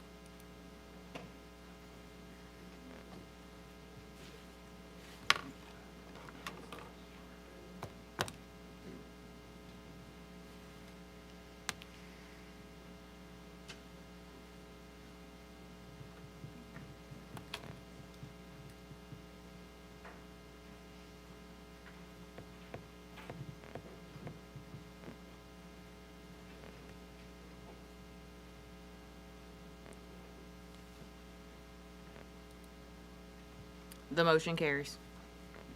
Thank you. At this time, we're going to keep moving right along. We have next up our consent agenda, and the consent agenda will be read into order by School Board Member Michael Gode. Thank you. Consent vote. The following items are to be approved as part of the consent agenda and are considered to be routine and will be enacted with one motion. There will be no separate discussion of items unless a board member so requests, in which event the item will be removed from the consent agenda and considered as an item on the regular agenda for a separate vote, preceding the last item on the regular agenda. 2, grants. Consideration of a request for the approval of the Special Olympics Louisiana Funding Unified Champion Schools Grant in the amount of $20,500 to build and expand inclusive programming for ESS students. 3, summer compensation modification. Consideration of request to amend the summer 2023 salary schedule to approve a 40% increase in compensation of specified summer part-time employees. Strategic alignment, operational excellence, funding source, federal and general fund. 4, summer compensation modification, child nutrition program. Consideration of requests to amend the summer 2023 child nutrition program salary schedule to improve CNP employees' regular hourly 9-month rate. Strategic alignment, operational excellence, and exemplary customer service. Funding source, child nutrition program. 5, comprehensive summer program, memorandums of understanding / professional services contract. Consideration of requests for the approval of the following complementary memorandums of understanding and contracts for the comprehensive summer program between the East Baton Rouge Parish School Board and the following. A, Big Buddy Program, MOU. B, Boys and Girls Club Metro Louisiana, MOU. YMCA of the Capital Area, MOU, and professional services contract not to exceed $94,080 to provide summer enrichment programming. BREC, MOU, and professional service contract not to exceed $76,800 to provide summer recreational program. Strategic alignment, student achievement, funding source, Title I. 6, Memorandum of Understanding, BRAYN, Consideration of a request for the approval of an MOU between the East Baton Rouge Parish School Board and BRAYN, Baton Rouge Area Youth Network, to implement a model to strengthen school and community partnerships. 7, naming of Capitol High School site. Consideration of request for the approval of the recommendation of the naming committee to name the new school located at the Capitol High site as Capitol High School. 8, request for qualifications, Baton Rouge Center for Visual and Performing Arts. Consideration of request for authorization for staff to issue a request for qualifications to seek proposals to provide construction management at risk services for the Baton Rouge Center for Visual and Performing Arts tax plan project, strategic alignment, operational excellence, funding source, tax plan. 9, architect selection, Baton Rouge Center of Visual and Performing Arts. Consideration of request for the approval of the Architectural Selection Committee's recommendation of RHH/Tipton to provide architectural design consulting services for the Baton Rouge Center of Visual and Performing Arts project, strategic alignment, operational excellence, funding source, tax plan. 10, professional services contract, Great Minds PBC. Consideration of request for the approval of professional services contract between the East Baton Rouge Parish School Board and Great Minds PBC in the amount of $22,200 to provide professional development sessions in the Eureka Math Squared Algebra 1 curriculum, strategic alignment, student achievement, and employee development, funding source, ESSER 2 math incentive. 11, professional services contract, literacy. Consideration of request for the approval of professional services contract between the East Baton Rouge Parish School Board and the National Institute for Excellence in Teaching in the amount of $231,000 to develop a standard operating process for analyzing district data, improving instructional strategies, and building capacity of educators, strategic alignment, employee development, funding source, Comprehensive Literacy State Development Grant. 12, litigation. Consideration of request for the approval of the recommendation from Gwen Shamlin, General Counsel, East Baton Rouge Parish School Board, in the following matters. A, Vidia Hawkins v. the East Baton Rouge Parish School Board, suit number C-689380, Section 23, 19th JDC, Parish of East Baton Rouge, and provide for related matters. B, Randolph v. East Baton Rouge Parish School Board and others, MDLA docket number 15-654. 13, resolution, magnet school enrollment application. Consideration of request for the adoption of a resolution instructing the superintendent to conduct a parent guardian satisfaction survey regarding the magnet enrollment application process beginning with the recently closed 2023-2024 school year. 14, resolution, safety and culture survey. Consideration of request for the adoption of a resolution authorizing a district-wide safety and culture survey. This is the end of the consent agenda items. I so move. Thank you, School Board Member Gode. Can I get a second? All right, seconded by School Board Member Patrick Martin. All right, this time, I would like to ask our board, are there any items that need to be pulled? Please let us know now, or by entering your name inside of the queue. I see Coach Lewis inside the queue. Is that from last time? No, that's got to be old. Okay, gotcha, no problem. All right, seeing no members' names inside of the queue to pull any items, Madam Secretary, please, I'm sorry, we have to go to the public. I'm sorry, board, I'm getting ahead of myself. Board, saying that we have no items that are going to be pulled, this time we'll go to the board. Are there any questions, comments, or concern that pertain to our consent agenda? I see Vice President, Ms. Carla Powell's in the queue. Okay, I just have one question. I know we talked about this a couple of weeks ago as well with the summer programs for number 5, and I don't think that Dr. Stovall is here. She's in the back. Okay. So my only question is in regards to whether or not there will be any type of swimming that's offered as a part of those summer programs. And even if I get the answer at a later date, that's fine. No. Yes.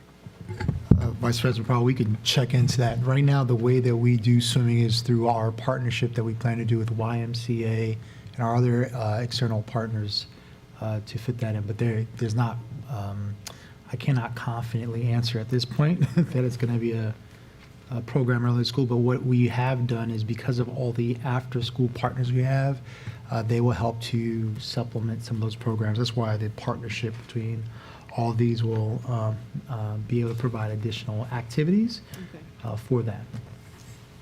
Thank you. Thank you, Madam Vice President. Seeing no other, I'm sorry. Dr. Stovall, would you want to speak? Okay. Yes.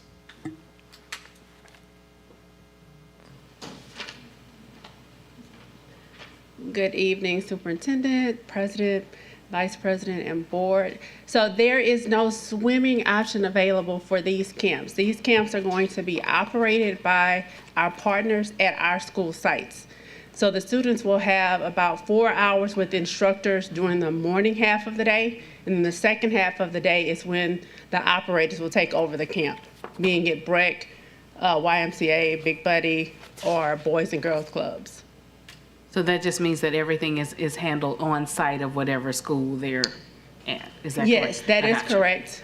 We do have an MOU that is coming forth for next school year for water safety with the YMCA for our second grade students to ensure that they are exposed to water safety. But the camps this summer do not include water safety or anything specific to summer. Since you had the question last week, they have discussed maybe incorporating that during the enrichment just to bring about awareness to the students, but as of now, it's not a part of the enrichment component of the camp. Okay, and thank you. I appreciate even the idea of having exposure to water safety, because that's my whole goal in that. So thank you. You're welcome. Okay, seeing no other names inside of the queue, at this time we will now go to our public. And I see we have a cue card from Dr. James Finney.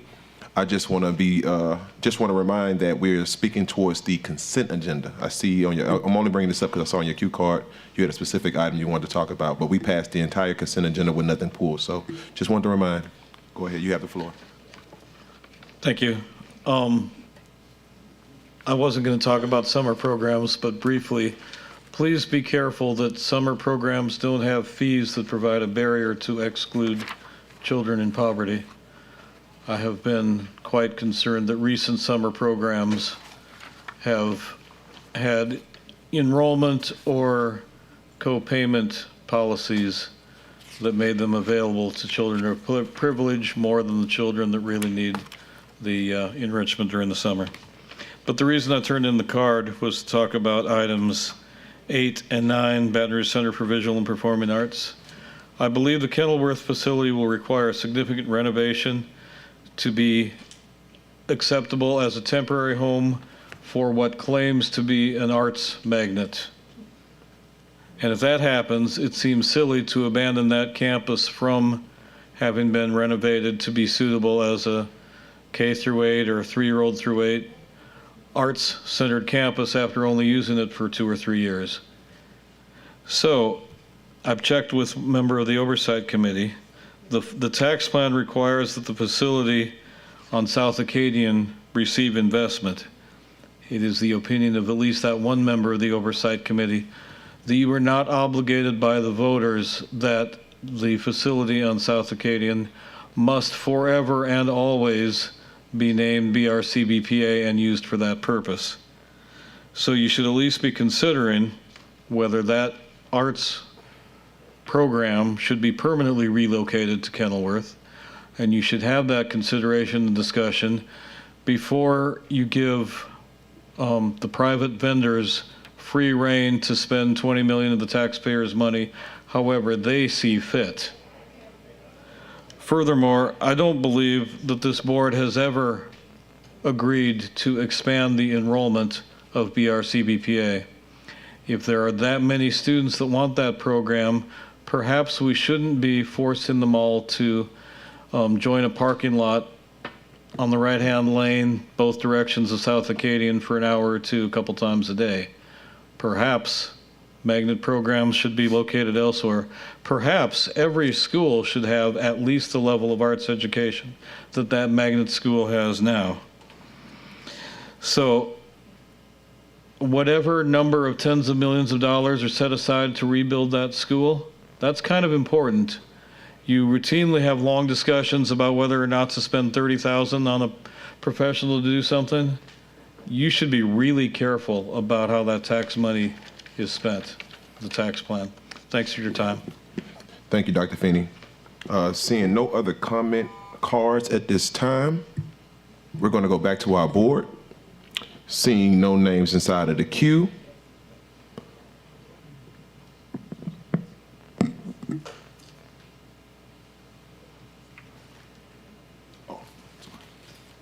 sorry about that. Thank you, Madam Secretary. We do have a queue card to speak on item G13. Ms. McMillan,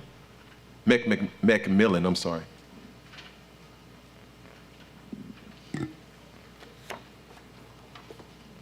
Good evening, everyone. Good evening. This is my first time ever at a school board meeting, and I'm happy to meet you all, and I want to thank you guys all for your service and for what you all do for the schools in East Baton Rouge Parish. I wanted to speak in support of the magnet school surveys, the application surveys. For me, for myself, and my son applied for the magnet school. We had to go through the lottery, of course, and then he was selected for the lottery, and he had to take the test to get into the school. So I brought him up there, but even before that, I went up there and I observed this. I went and I visited a kindergarten class and a 5th grade class. And what I saw those children doing was phenomenal. And I knew that I wanted my son to have an opportunity to attend this school and to possibly give him an edge up in life. But one thing that I did notice was the difference in the diversity of the classrooms in kindergarten versus 5th grade. There was a significant amount less of persons of color in 5th grade as there were in kindergarten. So when my son took the application, took the entrance exam, came out skipping. He was 4 years old, came out skipping 15 minutes later. He said, "Mommy, she told me just guess, so I guessed." I said, "Okay." I got a phone call telling me that he scored, there was 40 questions on the test, and he had to get a 20 on each portion in order to get into the magnet school. He got a 1 on each part. And I told the lady then, I said, that is not an accurate reflection of what my son knows. My son is very smart, and I have him well prepared for kindergarten. And so she called me back a couple days later and said she spoke to someone and they were going to let him take the test again. So at that time, I told him, "You better not guess. You pick the best answer." He got a 37 on one part and a 38 on the other. So there has to be some kind of uniformity, and not only in how the test is given, but the verbiage that the children are receiving before taking the test. Had he not had the mom that he has, I would have accepted that he got a 1 on each portion of that test, and he wouldn't have been allowed into that magnet program. The other thing that I would like the board to consider is doing interviews or surveys on the kids who exit the magnet program. At this particular school, we've had 4 boys in one class in one semester to withdraw, all boys of color. So I think it would be helpful for us to know why these children are leaving and what we can do to retain the children that are there. So that way the school can stay as diverse as it starts. Because another thing, and I'm sorry, I know I'm almost out of time, or Yes, I am out ma'am. of time. I'm sorry, Ms. McMillan. That's the time. Okay, thank you. It's Thank a you, problem. guys. Thank you. We appreciate the comment. Seeing no other comments at this time, I will now go to the board. And seeing no names inside of the queue, we will now call for the vote. Madam Secretary, please call for the vote. Please vote.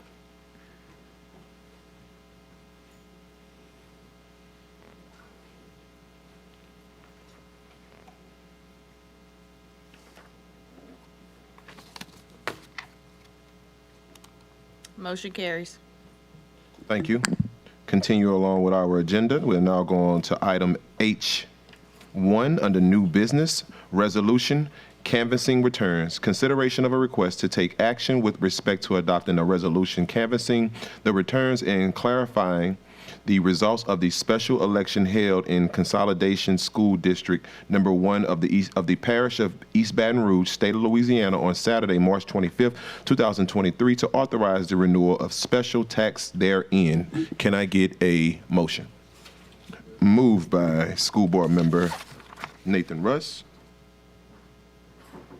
Second. Seconded by School Board Member Patrick Martin. All right, this time, we will turn to our board for any questions, comments, or concerns. Seeing none, we will now go to the public. Seeing no cue cards by our public, we will now come back to our board. Seeing no names inside of the queue, we will now call for the vote. Madam Secretary? Please vote.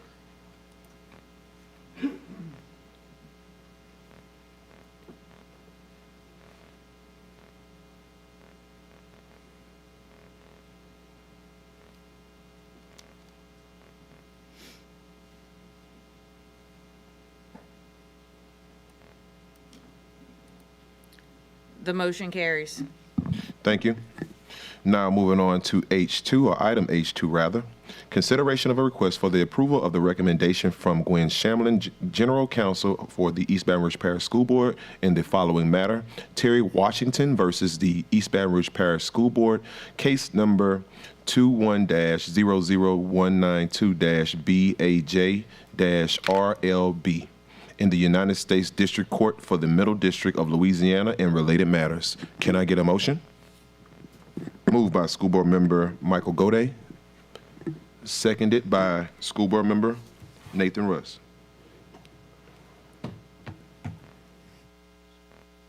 At this time now, we'll turn to our board to see if we have any questions, comments, or concerns. Seeing no names inside of the queue, we will turn to our public. Seeing no cue cards at this time, we'll go back to our board. Seeing no names inside of the queue at this time for any questions, comments, or concerns, Madam Secretary, please call for the vote. Please vote.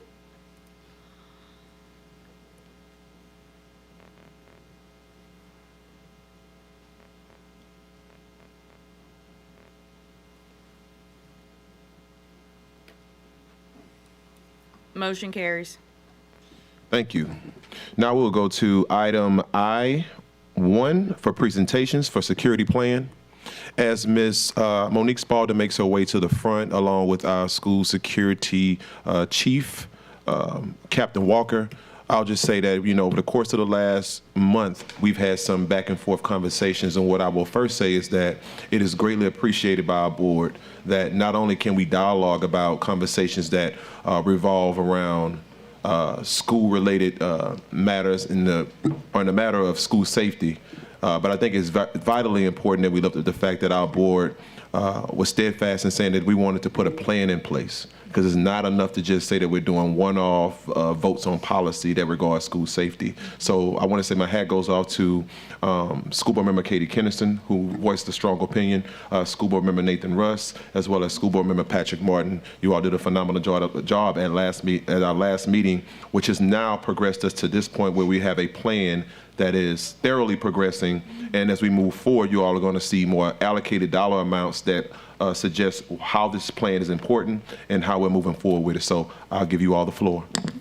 So thank you, Board President Lannis and Vice President Powell, board members, and Dr. Narcisse.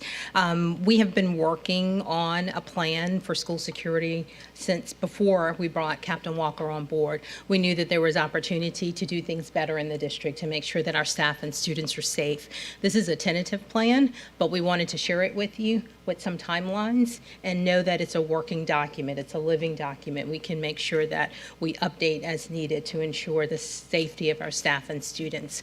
So I'm going to have the team present, and then I'll come back at the end if there's questions. Thank you. So good evening, board members and Dr. Narcisse.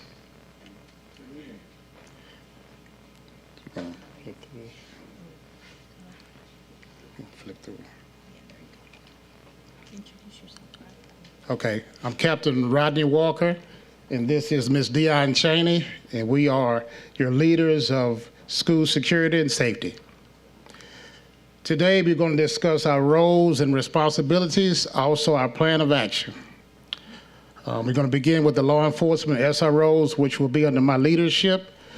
I will be supporting and directing crisis response management. I will also be involved with the intergovernmental agency coordination. I will also be involved with the emergency operation plans.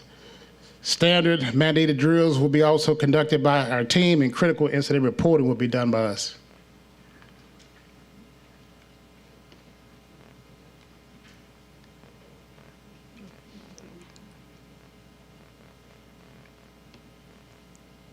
Okay, so now it's going completely. Sorry.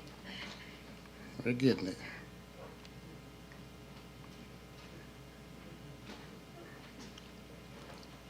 Okay, thank you. Ms. Cheney. Hi, my name is Dion Cheney. In my role, I deal with school safety. That's my primary focus. And I assist with supporting and giving guidance to school leadership when it comes in regards to investigation at school level, and also searches collaborated with School Drug Task Force. I review camera footage upon requests for incidents that have occurred. I also will be conducting safety assessments biannually at each site. I communicate as far as data that's requested with our stakeholders. I also serve as a safety liaison with internal and external stakeholders, and will be co-leading our district safety team that's going to be formed.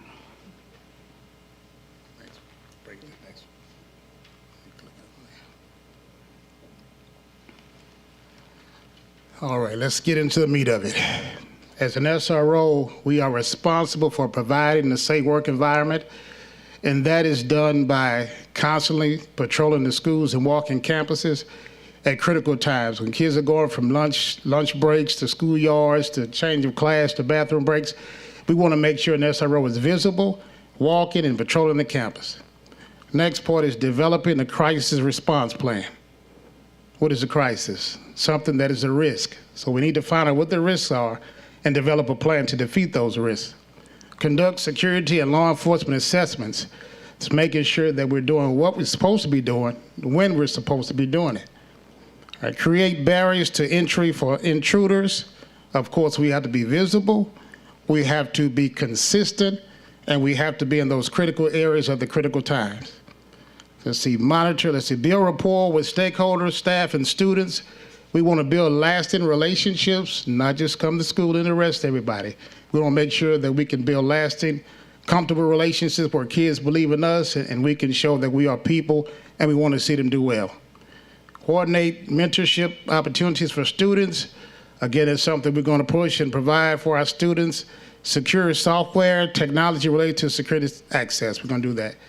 Now, training is very important. This is something that we need, and we can't feel as if we know everything. Things change, time change, and we don't want to ride a horse when it's time to drive a car. So we want to make sure that we're up to speed with our training. So we're going to establish training initiatives for SROs. We're going to develop training plans that deal with de-escalation and conflict resolution. We know that's very important. I'm going to serve as a resource for community agencies. We know that a lot of things that happen in our community, it bleeds into the schools and vice versa. So I have to be a voice, have to be an ear, and have to deal with community on a regular basis. We want to communicate with stakeholders and data management. Of course, I do that. I'm going to design a full program with best practices of SROs. Again, technology, best practices change, and we don't want to do something. We don't want to work like we did in 1990 when it's 2023. We want to change as the time changes. I will arrange professional development sessions. Of course, we want to change again and grow. And I will provide cultural and social sensitivity training. Very important with our kids. We know kids are up and down emotionally, so we have to be prepared to deal with that. All right, the law enforcement portion of, again, will enforce the law and attempt to reduce criminal activity by being visible and being present during those critical times. We're going to collaborate with government agencies, again, manage school resource officers, which means I need to make sure that I can oversee what they're doing and making sure that it's consistent. Recruiting is very important. Recruit, retain, and evaluate SROs. It is my goal to have at least 35 SROs available every day. Again, 35 SROs available a day. I want to also organize a 4-person tactical response team. 4-person tactical response team. I would also support routine searches at schools so that we can eliminate some of the contraband that's coming onto our campuses.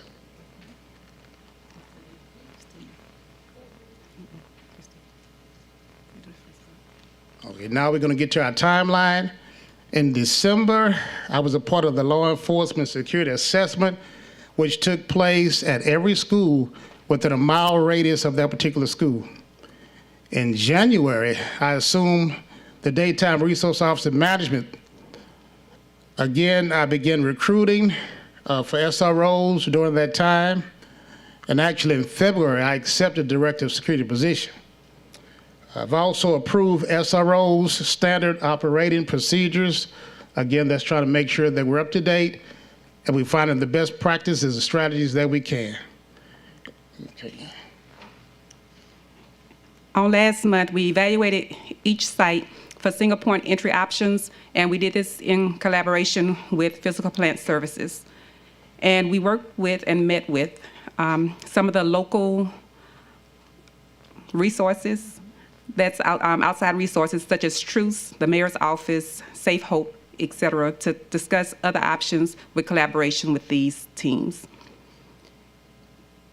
We've made sure every SRO was trained with test security by the end of last month, and also reinstated the K-9 searches within our school system, and we've conducted approximately 5 since we reinstated them.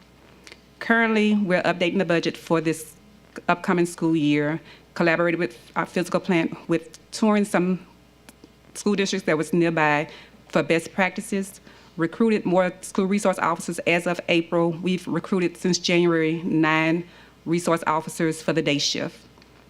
And additionally, we're ordering hand-wands for each site. The K through 5 sites will have at least 1. K through 8 would have 2. Middle schools, we're anticipating to have at least 3, and we're hoping that high schools can have 3 to 4 at every site. And we have included Capitol High School and J.K. Haynes since they will be returning to us. On next month, we plan on providing support and scheduling SRO coverage and details for the graduations that's going to occur, creating a tactical team for the upcoming school year, and evaluating the safety platforms and also the software for emergency response. In June, we're going to participate in the different institute trainings that's going to be available to school leaders and teachers, and also with the crisis intervention and response audit, ensure that they are completed and implement school resource officer training and a plan for that. In July? Yeah. All right, in July, we will develop assessments for safety, security, law enforcement, crisis response, and emergency operations plan. And last, in August, we'll be involved with the audit for emergency operations plan and the software, security software RFQ results.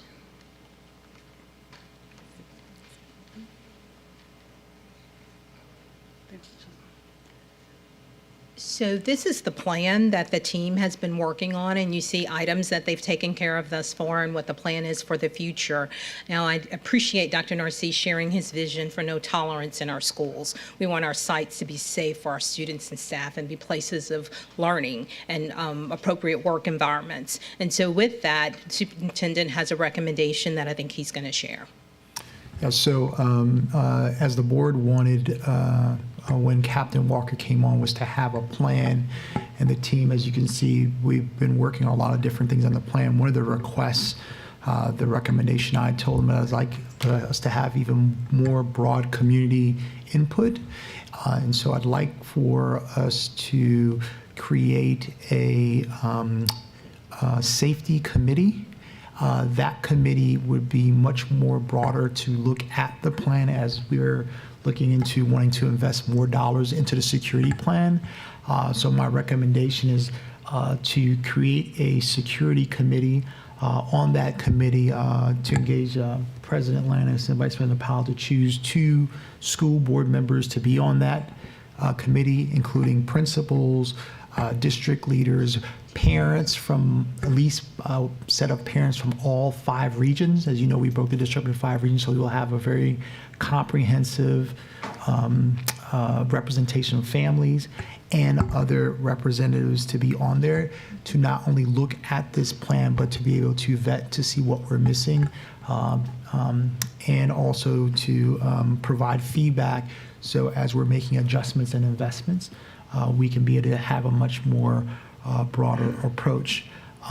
In the conversation to do that would be to do it in a number set of meetings, and I'll let Ms. Spalding talk more about that, but that would be much more comprehensive to deal with not only spaces, SROs, but all the details, and then that plan is what would drive us as we would create my recommendation in the security budget to be able to cover an action plan that's much more broad and across the entire parish. Thank you, Dr. Narcisse. So I appreciate the opportunity to create this safety committee, and thank you for allowing us to make it as broad as possible. We definitely want school leaders and parents. We want the entire 5 regions represented in that space. We also want to work with our law enforcement partners and with some of the intergovernmental agencies to be able to support as well, because when you bring different lenses together, then we can have a better result, a more comprehensive result. And so the plan is for this team to meet by the end of the month to make sure that we've looked at everything that we need to do and then be able to reach out to those who are willing to support us. We'll wait for Board President Lannis to share the 2 members who will work with us, but we'll be able to reach out to those intergovernmental agencies to understand who will be a part of this and reaching out to the different divisions, right? Division of School Leadership for principals and leadership teams, and then Division of Academics for teachers as well. And I think within 5 meetings, I know we have a lot going on in May with graduation and the end of the school year, but I want to make sure that we have enough time together and that it's coordinated and structured so that we can build a comprehensive plan moving forward, and of course have the information that the board has asked for after the budget is approved. So we will do a deep dive looking at tools and software and technology, and of course we'll have our internal team, physical plant services, and IT will also be a part of that work. Any questions? All right, I see we have quite a few. We'll start with School Board Member Patrick Martin. Thank you, President Lannis. Ms. Scott Spalding, I appreciate all the work. This is an excellent start toward providing us the comprehensive plan that we've been working at, and so I appreciate that very much. There's obviously a lot of details that y'all do a lot of hard work to flesh out. Just a couple of quick questions. One, out of curiosity, when you discover contraband in a K-9 search or a random locker search or whatever, is that handled as a disciplinary matter or a criminal matter at that point? Criminal matter, but also the school does their part, and there's an actual administrative side that they have to deal with. Right, depends on the contraband. We say, I'm thinking that you mean an illegal contraband, right? Yeah, assuming the contraband that would be illegal to possess on school grounds. Yeah, well, some things that's legal for us may not be legal for a school issue, but drugs and weapons, of course, that's contraband that we will make an arrest. You're making an arrest, okay. Yes. A couple of just general comments. I appreciate very much the reference to a security software RFQ so that we can go through a formal evaluation process. I would like to encourage that the entire board be involved in some level before that RFQ goes out so we can agree that this is what we want, right? Before we are placed in a position, as we've occasionally been, to select a particular vendor, right? I don't want the board picking this vendor or that vendor or second guessing an evaluation, but I think it's appropriate for the board to be involved in the decision of what is it that we're seeking, right? So I would encourage that. And finally, just a question for the superintendent or Mr. Shamlin. Is this PowerPoint going to be included in board docs as a record of the meeting so it's available to the public? Yes. Okay. That's all I have. Thank you. Thank you, School Board Member Martin. Next, we have Vice President, Ms. Carla Powell. Thank you so much for presenting a plan and the fact that we are headed in the right direction. I also wanted to ask whether or not we were connecting with the Louisiana School Safety Initiative. I know we have some representatives that are here from that group, and I know they've shared some dynamic information in regards to what's going on in other school districts as well. And I just wanted to make sure that we're remaining connected. We are remaining connected, and there's other intergovernmental agencies. LDOE is a part of it as well. So we want to make sure we have a comprehensive team. Thank you, Madam Vice President. Next, we have School Board Member Nathan Russ. Thank you for your presentation. I wish that Board Member Stewart was here, as this was something that she really wanted to see. I know that she'll be able to go back and watch this. First, I'm excited that we're going to put together some sort of committee or apparatus to make some decisions here, right? It shows that our administration has taken this as serious as we all are, and helping come up with a plan and policies that will ensure the future safety of our schools. Sorry, I done lost my train of thought here because I had about 20 things I was thinking of at once. Clearly, you have a lot to do. And this is very broad, but there's a lot of details, right? And so I know that you have your work cut out for you, and I appreciate how complex that's going to be. One thing I want to mention and recommend is when we're forming this committee that we consider crime prevention districts.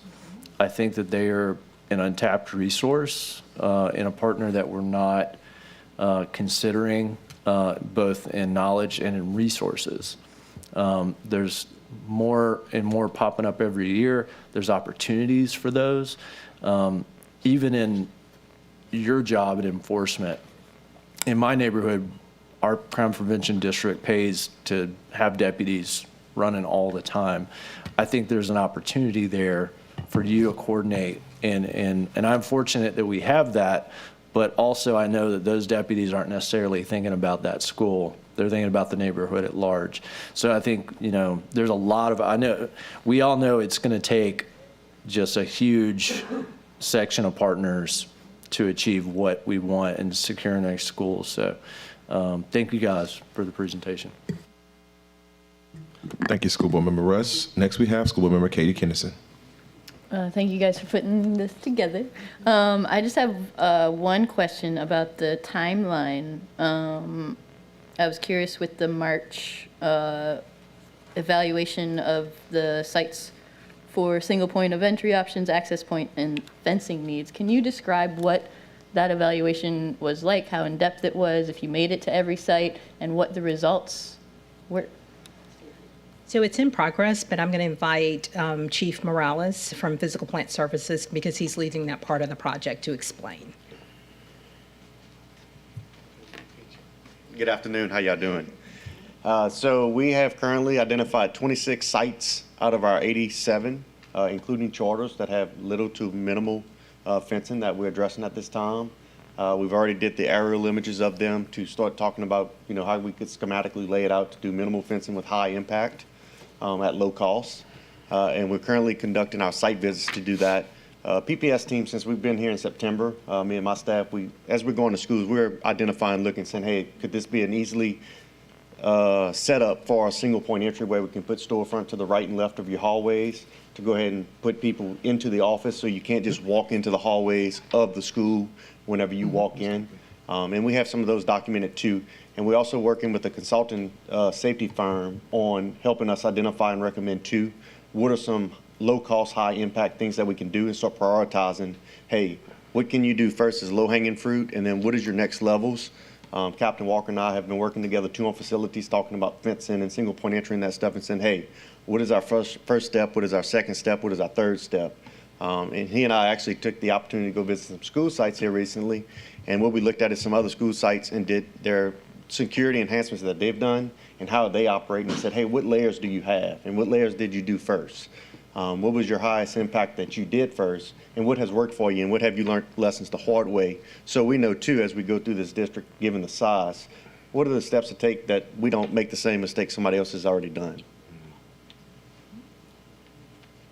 So a person has been to every site, or that's still in process? In process, okay.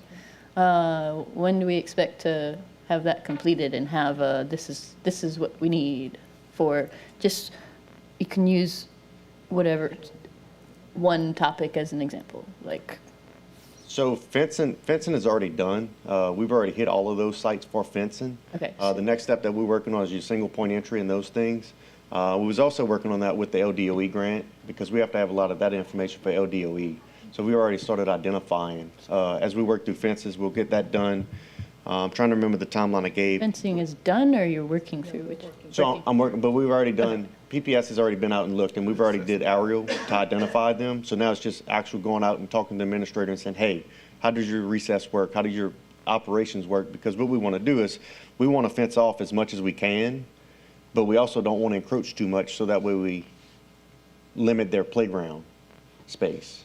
Okay. We can provide a report. Yep. And what, Have the inspections completed.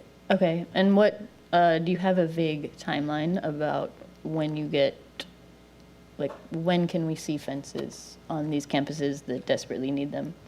I'm not at a point where we can. Not even, can't even talk about it? Continue the other assessments. Okay. And so if there is a locked in, oh, I'm sorry. Yeah. If there's an entry that needs to be locked and have a video presence, and that's priority, then we may have to take care of that before we can take care of the fencing. And there's a limited amount of money as well. We have not been made aware of how much we will receive from the grant. I think LDOE said 500,000 was potential. It could be up to. Could be up to. Could That be does not up mean to. that's what you're gonna get. And so we don't know what we'll receive from the grant to be able to say we can do X, Y, and Z. It's just making sure that we do a complete and thorough assessment and then prioritize what the immediate needs are. That was And my so last question. Do you June want- or so, I would imagine we should be able to have the full assessment. Okay, so you want to get a complete, comprehensive Exactly. assessment of everything security-wise that's needed before we start? Okay. Exactly. Okay, all right, thank you.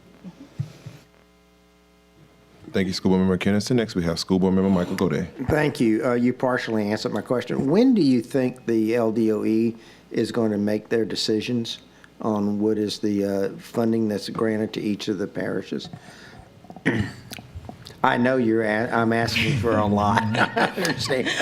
We have not been given any timeline to make that decision. They have received information from all of the districts within Louisiana to understand, what their priorities are and what their needs are, and if they did not have that list, how they would create that list and the timeline for it. And so there's no way for me to speak to their timeline. It just hasn't been communicated. So we have no idea if the LDOE is going to give the grants in May or next December or next August. Yeah, so what has been shared was there is a range. It looked like it'll be between the summer. They have not been specific on that. So not just us, but many other superintendents asked that same question.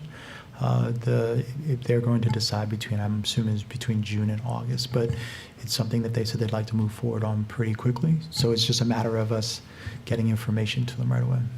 So the information has been submitted. We're waiting to hear back from them once they review and assess. Thank you, School Board Member Goday. Next, we have Madam Vice President, Ms. Carla Powell.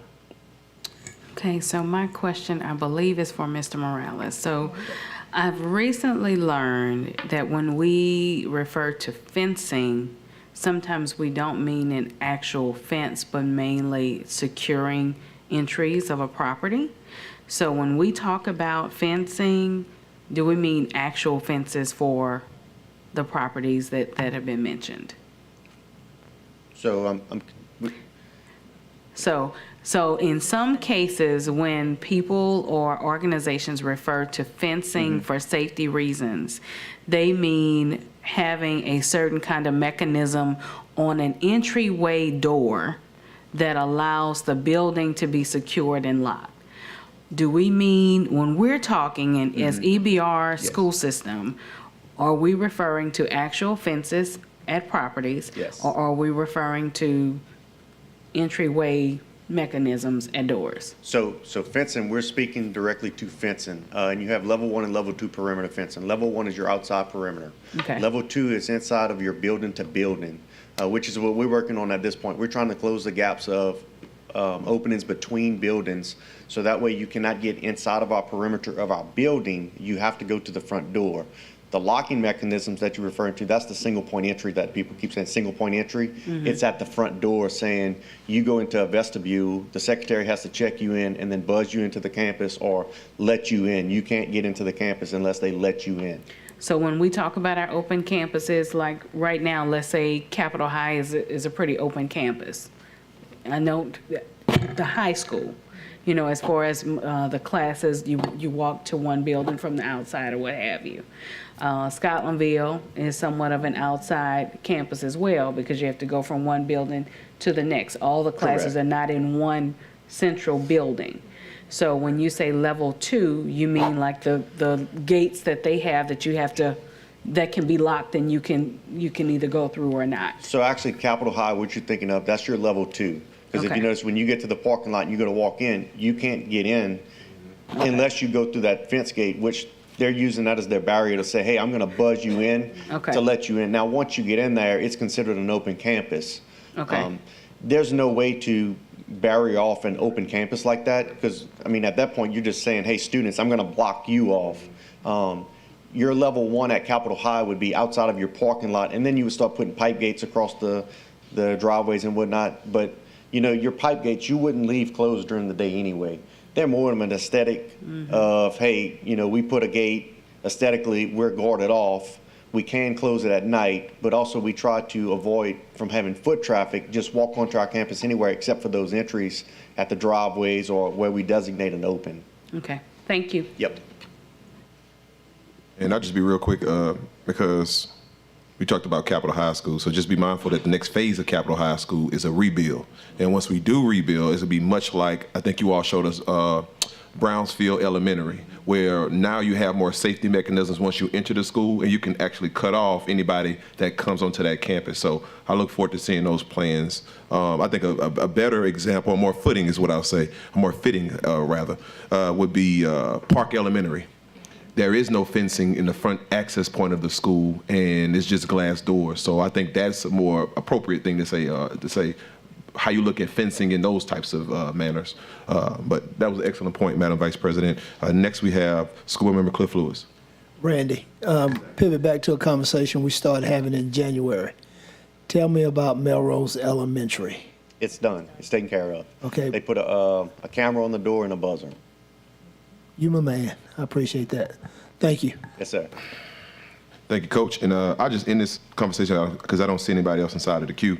I want to, again, strongly commend board members after the last meeting. I went back and I reviewed the last meeting after the fact, and you all brought up just some excellent points around, again, planning and how it makes you feel more engaged and how this is just more comprehensive for us moving forward. I want to commend staff for putting this together. I know it's tentative, but I can let you all know that moving forward next month, we're going to continue to dialogue and bring forth other pieces to this big, what I'll call it is a big map for safety for our schools. You're going to see things like a safe passage program, something we have never seen before, but it's something that is on a national scale, a national conversation around how you help to not only help the SROs, because they can't do everything on campuses, but these safe passage programs are going to help to keep teachers inside the classrooms and take the responsibility of having to interact with any fights or any actions on campus by also supporting our SROs. Community violence intervention teams, something we've never seen happen before. What that does is it builds a joint process of creating a comprehensive plan for what happens in community and what happens in schools. As we said earlier, what you see happening in our schools is rolling over from the community into the schools and then back into the community again. Anti-violence programming. It is beyond critical that our students see things that teaches them about conflict resolution, as Captain Walker already talked about. Because if they don't see that and it's not routine to them, they're only going to keep resorting back to what they know. And that's a lot of what's coming out of the environments where they come from. Stronger safety features. So we talked about fencing. If we have to go into the budget to ensure that we can cover that, Ms. Kennerson, we're going to have that conversation because that is vitally important. Cameras, it is vitally important that we have those not only around the schools, but at those access points so we know who's coming on campus and how we can deliver better services. More secured access points, 1 mile safety radius to monitor what's happening inside of our neighborhoods and understand what the activity looks like. So when those kids do leave school, they know that they're going into safe places and they don't have to resort to trying to get a weapon to protect themselves, and just a more enhanced school safety budget, because I know you need that, Captain Walker. I know you need more staffing, and we're going to do everything possible to see that this plan is not only finite, but that you are successful in everything that you're doing. So I thank our board and I thank our team again. That's going to wrap up this particular item because I don't see anyone else inside of the queue. At this time, we're going to turn to our last item of the evening, which is going to be item J1, announcement of meetings, and that's going to be School Board Member Cliff Lewis.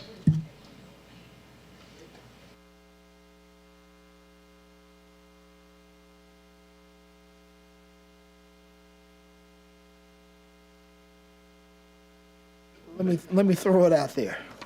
Oversight Committee meeting to be held May 1st at 4 p.m. in the Central Office Conference Room A.